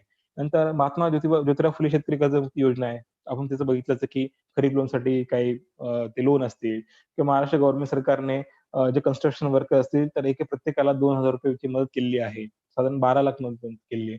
तर मे महिन्यामध्ये महाराष्ट्र गव्हर्नमेंटने 32,77,778 शिवभोजन थाळीचं डिस्ट्रिब्युशन केलंय. नंतर 73,65,400 क्विंटल अन्नधान्याचा पुरवठा केला गेला आहे गरजू व्यक्तींना. तर आपण बघतो की गव्हर्नमेंट ऑफ महाराष्ट्र असेल की गव्हर्नमेंट ऑफ इंडिया असेल, विविध स्तरावरती जसं प्रत्येक विभागामार्फत काही ना काही सोशल प्रोटेक्शन स्कीममध्ये त्यांना काहीतरी दिलं येत आहे.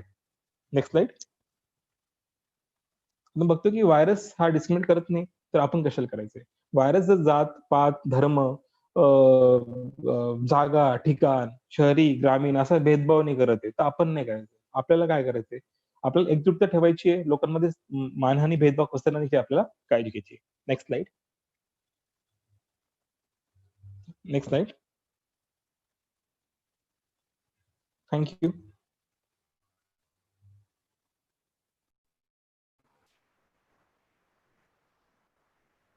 Hello. Thank you, Dr. Sai. Dr. Shailesh Patil, thank you. Thank you sir. Thank you. Swati? Thank you Shailesh, आपने बहुत अच्छी तरीके से प्रेजेंटेशन किया, पूरे एस्पेक्ट को, स्टिग्मा और डिस्क्रिमिनेशन के पूरे एस्पेक्ट को जैसे हैंडल किया. I have a small presentation क्योंकि जैसे शैलेश ने कहा है कि स्टिग्मा डिस्क्रिमिनेशन के लिए दो चीजें करनी बहुत जरूरी है. एक जन जागृति जो आप लोग कर रहे हैं. It's very very important to talk about it. So I have a brief presentation and I'll also share जो हम मराठी में और इंग्लिश में गाइडलाइंस फॉर यूथ बनाए हुए हैं. So I'll first make the presentation to talk and highlight a few things and what we can do together and what is being done.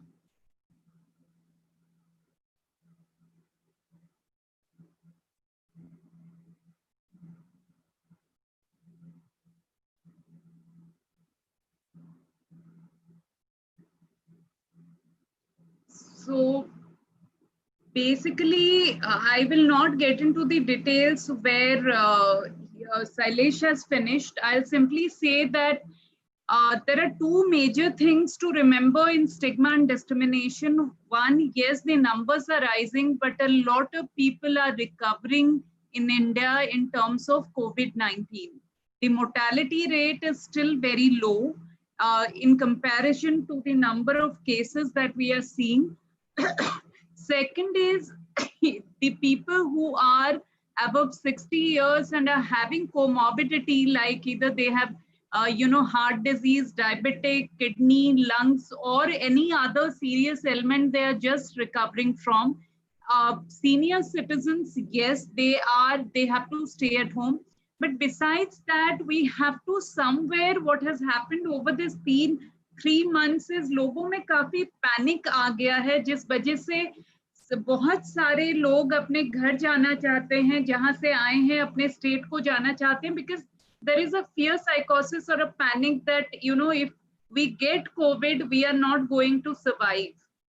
So kahin na kahin through NSS, if we can highlight the stories of the COVID warriors, if we highlight that people are recovering a lot rather than, getting in hospital and staying there for months or kind of suffering or, or dying, that is something we need to talk about, because I still remember, if we are in, if we maintain the basic norms that Sailesh has talked and you all have been talking about, it's very, very important to maintain that. और जो एक बड़ी चीज है कि there are some helpline numbers, if we can look into that as well through the communication.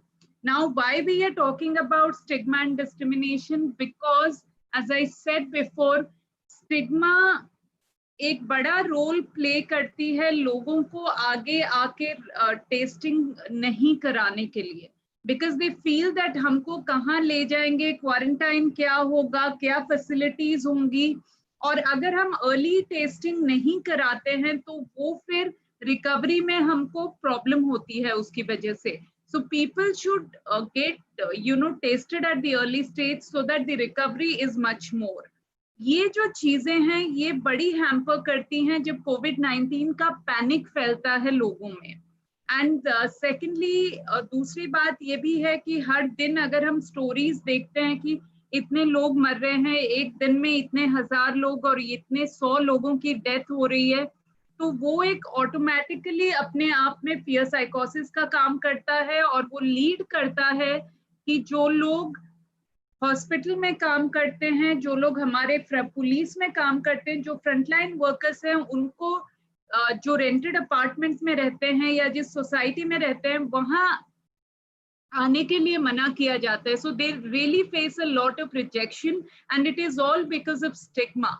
So, एक तो if we highlight the number of stories that is getting highlighted, number of people that is getting, recovering from the cases, and also we must appreciate the people who are working in difficult condition. It is not easy. The conditions are very, very difficult. और उन लोगों का जो condition पे वो लोग काम कर रहे हैं, उनके बारे में अगर हम लोग थोड़ी बातें करें, उनको हाईलाइट करें अपने सोशल मीडिया के थ्रू, उनको ये कहें कि जो लोग काम कर रहे हैं वो कितना अच्छा काम करें, जो फील्ड वर्कर्स हैं, जो हॉस्पिटल्स में हैं, वो एक बहुत बड़ी चीज है. और दूसरी बात जो हमारे there is also a discussion in many states कि ये हमारे स्टेट में बढ़ रहा है because of the migrant worker. तो ये सब जो थोड़े इश्यूज हैं उनको लेके हमको आगे बढ़ना है, और जो अभी का हैशटैग आ रहा है together against COVID-19, so we have to really fight it and fight it together. And NSS Bombay university या पुणे यूनिवर्सिटी के साथ कराने की ये जो अलग से जरूरी है कि through social media, through channels of communication और आपके वॉलंटियर्स जहां जा रहे हैं, can we really spread awareness through various messages on stigma or around stigma and discrimination, ताकि जो हेल्थ केयर वर्कर्स हैं उनको लोग दूर ना करें अपने से, टेस्ट के लिए आगे आए। हम लोगों को जो बात करते हैं कि वो लोग होम क्वारंटाइन में रहें, हेजिटेंस ना हो मेडिकल जाने के लिए जब टेस्टिंग की जरूरत है, ये सारी चीजें हम कर सकते हैं। और हम लोग अपने जो आपका एनएसएस का एक बहुत स्ट्रॉन्ग कम्युनिकेशन चैनल है, मैं आपके व्हाट्सएप ग्रुप देखती हूँ, आपके सोशल मीडिया फोरम जिसमें मैसेजेस जाता है, तो क्या हम उनमें पॉजिटिव मैसेजेस दे सकते हैं? क्या हम उनमें जो फॉल्स इंफॉर्मेशन है या फेक न्यूज है उसके अगेंस्ट में बात कर सकते हैं? ये कुछ काम अगर हम कर सकते हैं।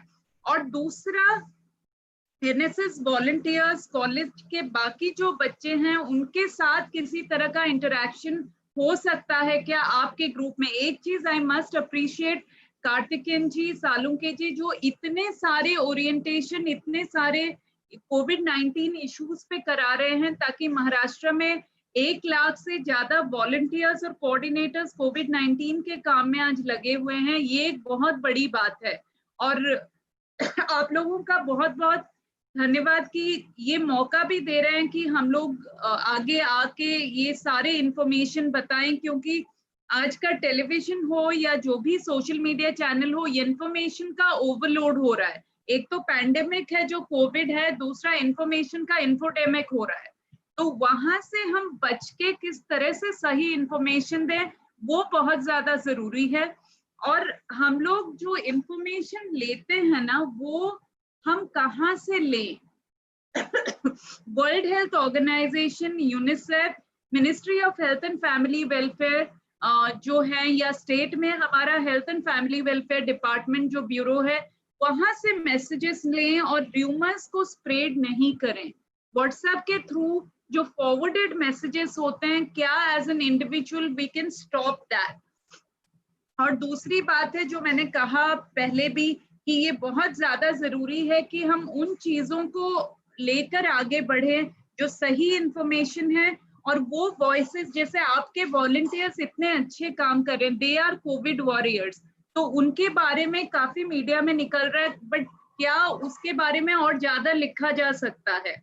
और दूसरी बात है कि जैसे शैलेश ने कहा था, मैं ये स्लाइड के साथ एंड करूंगी, जब हम शब्दों का इस्तेमाल करते हैं, सही शब्दों का इस्तेमाल करना बहुत जरूरी है, ताकि वो हमको बहुत आगे लेके जाएगा स्टिग्मा और डिस्क्रिमिनेशन फाइट करने के लिए। ये मेरा छोटा सा प्रेजेंटेशन था।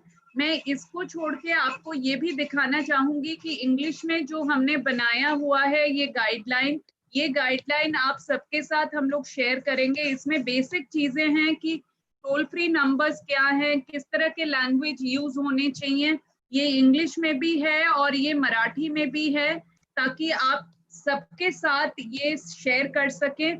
और मेरी कार्तिकेयन जी से और सालुंके जी से एक रिक्वेस्ट रहेगी, ऑलरेडी हम लोग first round of material social media का स्टिग्मा डिस्क्रिमिनेशन का भेज चुके हैं, जो ताना जी आप सबके साथ शेयर कर रहा है। हम लोग दूसरा तीसरा दौर भी ले रहे हैं जो हम आपके साथ शेयर करेंगे। तो स्टिग्मा डिस्क्रिमिनेशन खासकर बॉम्बे, पुणे और जो हॉटस्पॉट्स हैं वहां पे क्या हम एक छोटी सी प्लानिंग बना के इसके बारे में बात कर सके। धन्यवाद। अभी कोई अगर सवाल रहेगा तो आप लोग शैलेश या मुझे पूछ सकते हैं। Thank you.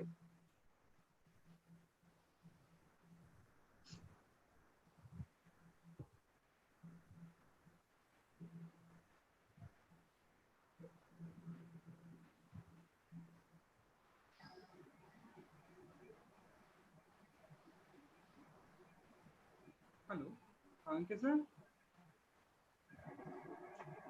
हॅलो. हाँ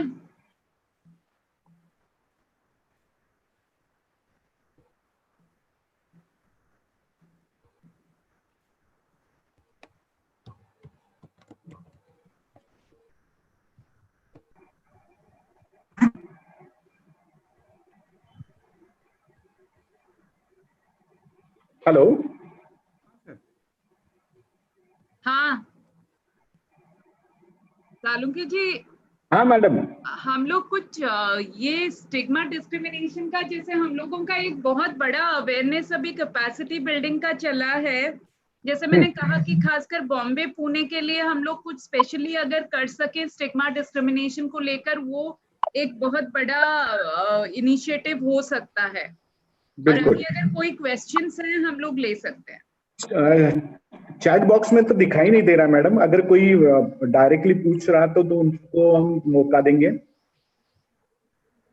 सत्य मैडम, हाँ चैट बॉक्स में कोई दिखाई नहीं दे रहे, सारे अच्छी बातें कर रहे हैं, किसी का सवाल ही नहीं है.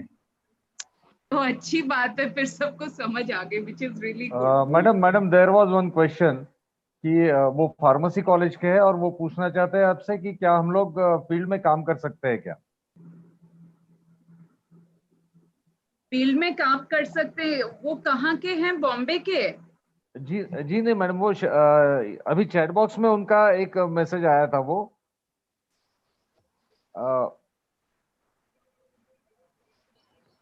Shailesh, can you answer that? Yes, yes.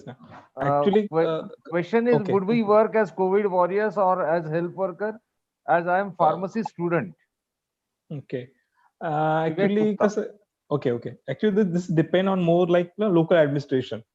If they approach their local, like if they are from you can say if they are from Nasik district, right? They should contact the Nasik district local administration whether they should whether they are they should be used in a particular way. It's not necessary they will act as a treatment supporter or just like something else. So it decision is taken by like local administration. Certainly they can help, they can really work as a COVID warrior, there is no doubt in that, but the decision will be taken by the local administration. In my way, they can definitely work. Thank you Shailesh.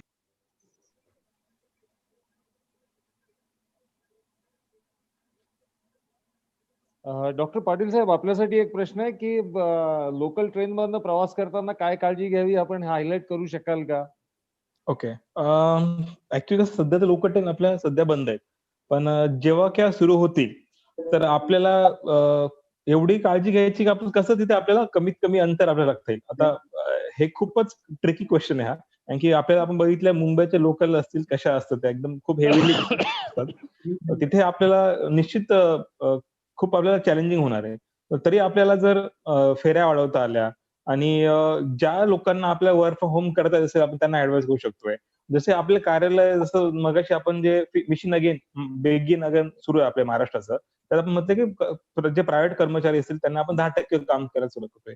मग आपल्याला ज्या लोकांना खरंच ऑफिसला यायची गरज आहे का, नंतर ज्या लोकांशिवाय जे खरंच एखाद्या लॅबमध्ये कामाला असतील, जे एखाद्या ठिकाणी मेडिकल हॉस्पिटल कामात असतील किंवा एखाद्या वृत्तपत्र संस्थेत कामात असतील, तर as per the requirement they have to travel. So traveling should be made mostly in essential way. मग जे आपल्याला डिस्टन्स किती मेंटेन करता लोकल ट्रेन मध्ये हे आपला येणारा काळ ठरवाय, पण ते सुद्धा आपल्याला काय त्यामुळे सगळ्या लोकांनी मास्क लावणं गरजेचंच असणार आहे. जसं मगाशी WHO जो स्टँड आहे ते आपल्याला ट्रिपल लेअर फॅब्रिक मास्क आपल्याला युज करायचा आहे. आपल्याला ते गोष्टी आणि आपण प्रवास केल्यानंतर लगेच कसं आपल्या शक्यतो आपण अल्कोहोल सॅनिटायझर वापर करू शकतोय, परंतु ट्रेन मध्ये 1 मीटर अंतर राखणं किती शक्य होईल हे सध्या ते सांगणं मला ते अवघड वाटतंय, कारण की हा खूप ट्रिकी क्वेश्चन आहे. सो याला फोरकास्ट करणं डिफिकल्ट आहे. धन्यवाद डॉक्टर साहेब. आणखीन एक प्रश्न आलाय की मुलांनी एकमेकांशी खेळणं, लहान मुलांनी एकमेकांशी खेळणं कितपत सुरक्षित आहे? निश्चितपणे. आता सपोज आपली सोसायटी आहे बरोबर, लहान मुलांना आपण आता लॉकडाऊन थोडा आपला रिलॅक्स झालाय, तसं मॉर्निंग वॉक लोक जात आहे वगैरे, पण आपल्याला तो कॉल आपण स्वतः घेऊ शकतो की आपले लहान मुलं आहेत मस्त खेळणारे, तर की आपल्या सोसायटीमध्ये आपल्या प्रांगणामध्ये ते आपण खेळू शकतात, त्याला काही बाधा नाही. फक्त ते आपण फक्त एवढंच आपल्याला काळजी घ्यायची की ते जे आता आपण 2 वर्ष आतील मुलांना आपण मास्क वापरायला मनाई केली आहे. ते 2 वर्षावरती मास्क वापरू शकतात. तो खेळताना खूप एक्स्ट्रा श्रम होऊ शकतात. तर एवढी आपल्याला काळजी घ्यायची की जसं आपण व्यायाम करणारा व्यक्ती असतो त्याला आपण मास्क वापरायला सांगत नाही. कारण की कुठेतरी श्वासाला अडथळा येऊ शकतो. त्यामुळे आपण ती काळजी घेतो. मग आपण त्यांना निश्चितपणे खेळू देऊ शकतो. आल्यानंतर त्यांची स्वच्छ आपण त्यांना हात धुवून घेतले, त्यांना प्रॉपर त्यांचे कपडे आपण धुवायला टाकून दिले, ते आपण काळजी घेऊ शकतो. आणि आपण लहान मुलांना किती वेळ आपण किती ठेवणार? म्हणजे तेवढं आपल्याला बेस्ड ऑन आवर कॉन्शियन्स आपण त्यांना आपण निश्चितपणे खेळू देऊ शकतो. Yes sir, yes sir. Thank you sir.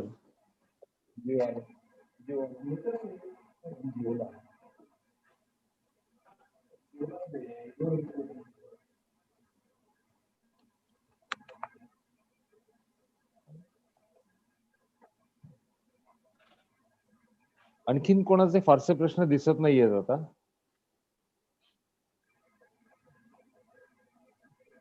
Salunke सरांना विनंती करूया. हा, Swati madam, thank you very much. दोन्ही विद्यापीठांच्या वतीने आपले मनापासून आभार. और हमेशा की तरह it was excellent thing to listen to you. I request the Principal Dr. Atul Salunke, who is State Liaison Officer of National Service Scheme Maharashtra State, आणि कायमच जे उपयुक्त मार्गदर्शनही सगळ्यांना करत असतात आणि सगळ्यांच्या ह्याच्यात सहभागी होत असतात. आणि मुळात सगळ्यात मोठी गोष्ट की सगळ्यांना जो एनर्जीचा सोर्स आहे तो साळुंके सरांनी केलेल्या कौतुकामुळे मिळत असतो. अशा साळुंके सरांना मी विनंती करतो की आपण सगळ्यांना कृपया मार्गदर्शन करावे. धन्यवाद पुराणिक सर. सर्वप्रथम मी कॉंग्रॅच्युलेशन करीन ते दोन्ही कोऑर्डिनेटर्सना, कारण त्यांनी व्हाईस चान्सलर आणि प्रो व्हाईस चान्सलर यांना आमंत्रित केलं. डॉक्टर सुहास पेडणेकर सर यांनी खूप चांगलं मार्गदर्शन आपल्याला सकाळी केलं. त्यानंतर उमराणी सरांचा एक्सपिरियन्स खूप चांगला आहे. त्यांचे कॉलेजचं एकूणच अडॉप्टेड विलेज मधलं कामही खूप चांगलं आहे आणि त्यांनी आपल्याला आज मार्गदर्शन केलं. त्याचबरोबर डॉक्टर शैलेश पाटील यांचं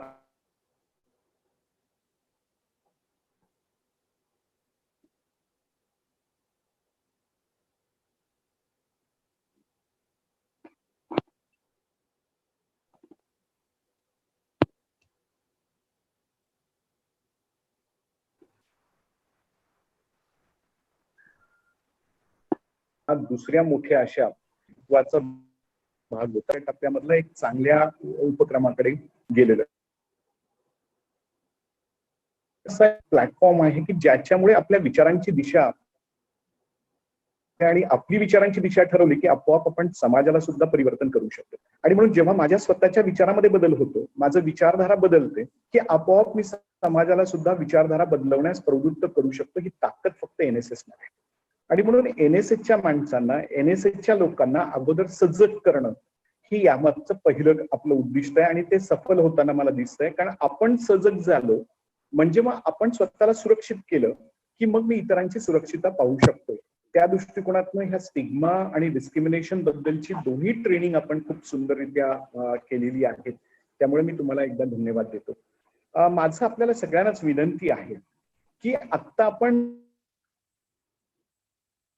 नवीन जे स्लोगन आहे, बिगिन हा स्वरूप ऑन द मिशन बिगिन, हा जो आपला स्वरूप आहे त्याला आपण सामोरे जाणं, आता आपली मानसिकता तयार करणं आवश्यक आहे.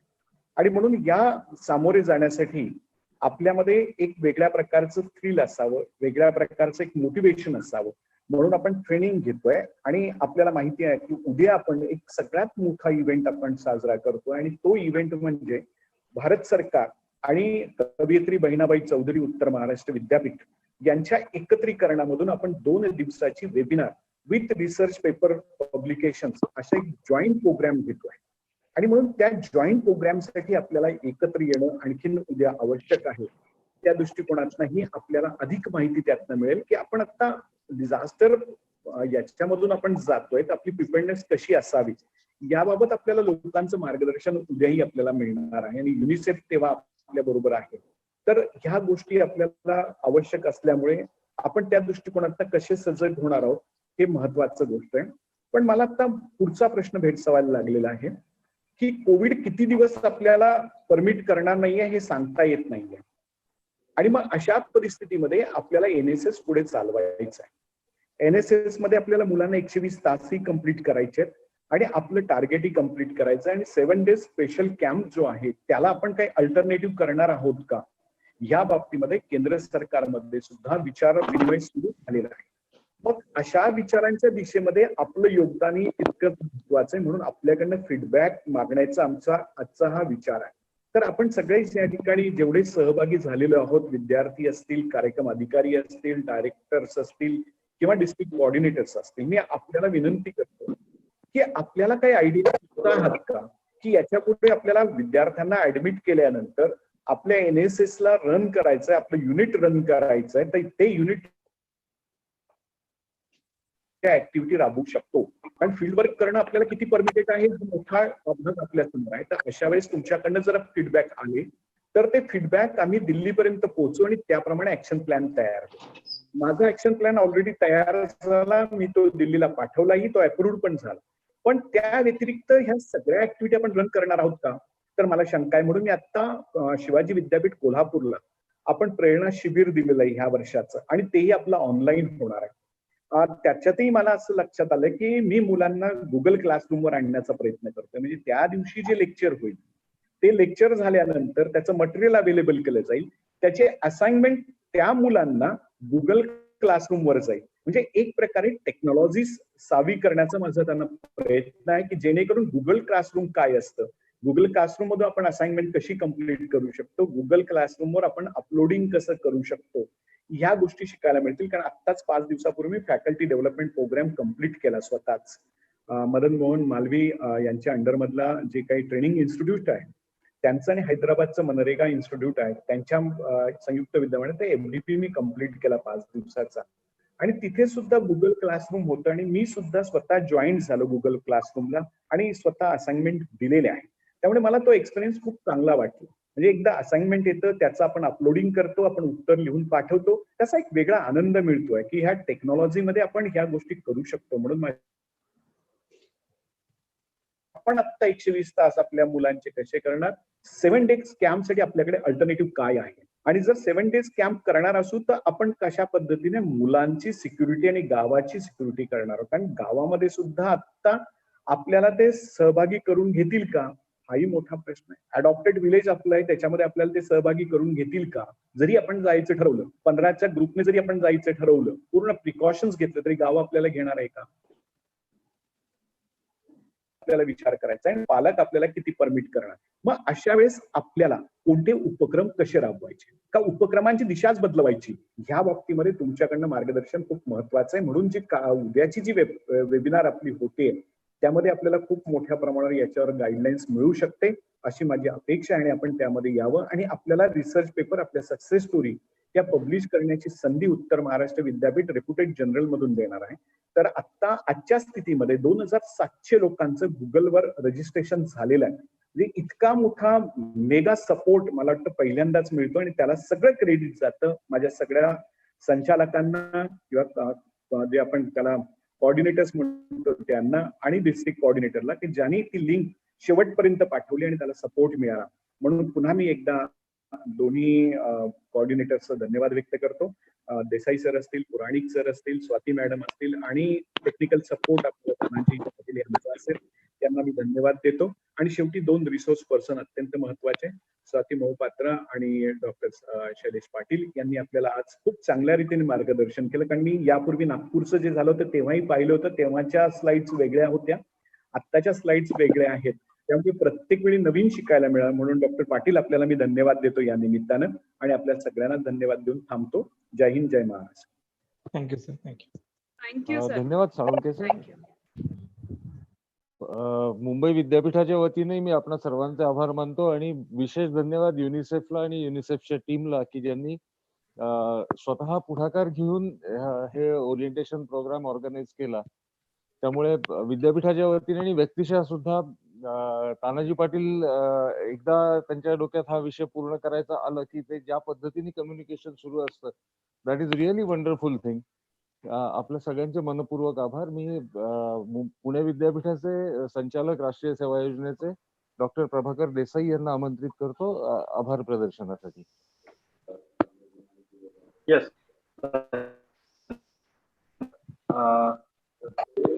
आपण जवळपास सकाळपासून 2 तास या सगळ्या स्टिग्मा आणि डिस्क्रिमिनेशन, गैरभाव आणि डिस्क्रिमिनेशनच्या बाबतीत जो युनिसेफ आपल्यासाठी नेहमीच NSSच्या परिवारासाठी NSS आणि युनिसेफ याच्यातली आता लेटर सारखी व्हायला लागलेली आहेत. अशा पद्धतीचं एक कॉम्बिनेशन राज्याचे SLO साळुंकेकर आणि त्याचबरोबर रिजनल डायरेक्टर कार्तिकेयन सर यांनी हे निर्माण केलेले. त्या महापात्र मॅडम असतील किंवा पाटील सर असतील, या सगळ्यांनी NSS बरोबर काम करणं आणि NSS बरोबरचा जो विश्वास आहे तो दाखवणं, हे चांगलं कॉम्बिनेशन या काळात तयार झालेलं आहे. त्याबद्दल मी महाराष्ट्र NSS, त्याचबरोबर रिजनल डायरेक्टरेट NSS आणि या तिन्ही संस्थांचे सर्वप्रथम आभार व्यक्त करतो. त्याचबरोबर सकाळी सुरुवातीला मुंबई विद्यापीठाचे vice chancellor professor Suhas Pednekar sir आपल्यात उपलब्ध झालेले होते आणि त्याने आपल्याला या संदर्भात पहिलं मार्गदर्शन केलं. त्याचबरोबर सावित्रीबाई फुले पुणे विद्यापीठाचे प्रकुलगुरू डॉक्टर NS सुमराणी सर पहिल्या इनॉग्रल सेशन मध्ये सहभागी झालेले होते आणि त्याचबरोबर regional director D Karthikeyan sir तेही आपल्यात उपस्थित होते. या तिघांचे पहिल्या इनॉग्रल सेशन साठी आभार व्यक्त करतो. त्यानंतर अनिंद्र सर, नंतर second last doctor Shailesh Patil यांचं एकूण मार्गदर्शन आणि त्यानंतर डॉक्टर स्वाती यांचं मार्गदर्शन आपल्यासाठी खूप बहुमोल आहे. या नंतर साळुंके सरांनी एक मॅपिंग पुढच्या कालखंडात सुद्धा करण्याचा जो प्रयत्न केलेला आहे, त्या संदर्भातले आपलं प्रोग्रॅमिंग कसं असेल आणि त्या संदर्भातल्या पुढच्या ते ठरवण्यासाठीच्या काही ऍक्टिव्हिटी, उदाहरणार्थ जळगाव विद्यापीठाचा जो उपक्रम उद्यापासून सुरू होतो त्या सगळ्यांचं सूचन केलेलं आहे. त्याबद्दल मी आपल्या सगळ्यांचे विशेषतः साळुंके सरांचे सुद्धा आभार व्यक्त करतो. खरं म्हणजे स्टिग्मा आणि डिस्क्रिमिनेशन हा जो विषमभाव आणि गैरभाव अशा याच्यातनं जी कम्युनिटी आहे, सर्व्हिसेस देणारी कम्युनिटी, ही सर्व्हिसेस देणारी कम्युनिटी तिला आपण जपलं पाहिजे आणि ती आपल्यासाठी महत्वाची कम्युनिटी आहे. तेच खरे वॉरियर्स आहेत या सगळ्या ह्याच्यातले आणि या वॉरियर्सच्या स्टेकसाठी NSS वॉरियर्स जर आपल्या घरात किंवा आपल्या आजूबाजूच्या एकूण सगळ्या माहोलमध्ये जर त्यांनी एनलाइट केलं, त्यांनी लिटरेट केलं, तर एक चांगलं म्हणजे जे काही त्यांच्या बाबतीतलं डिस्क्रिमिनेशन आणि स्टिग्मा जो आहे तो दूर होईल आणि दूर होणं कोविड सारख्या पॅन्डेमिक साठी अत्यंत महत्वाचं आहे. हे या एकूण सगळ्या आजच्या वेबिनार मधून अधोरेखित झालेलं आहे. YouTube आणि बाकीच्या सगळ्या याच्यावरून हे सगळं प्रसारित होत आहे. आम्ही पुढच्या काळात की आमच्या एकूण एक विद्यार्थ्यांपर्यंत, जसं महापात्रा मॅडम म्हणाल्या की फक्त NSS नाही तर त्या महाविद्यालयाच्या आणि त्या विद्यापीठाची जी संख्या आहे, पुणे विद्यापीठाच्या पॉप्युलेशन आहे, त्या पॉप्युलेशन पर्यंत आम्ही जायचा प्रयत्न करू. आम्हाला ही संधी उपलब्ध केली आणि आम्हाला लिटरेट केलं, आम्हाला प्रशिक्षित केलं, त्याबद्दल युनिसेफ, महाराष्ट्र NSS आणि बाकी सगळ्यांचे मी आभार व्यक्त करतो. धन्यवाद.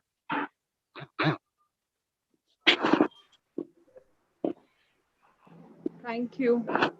धन्यवाद देसाई सर.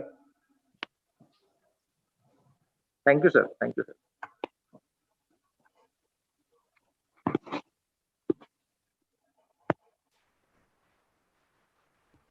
स्वाती मॅडम, उद्या आपण भेटणार आहोत.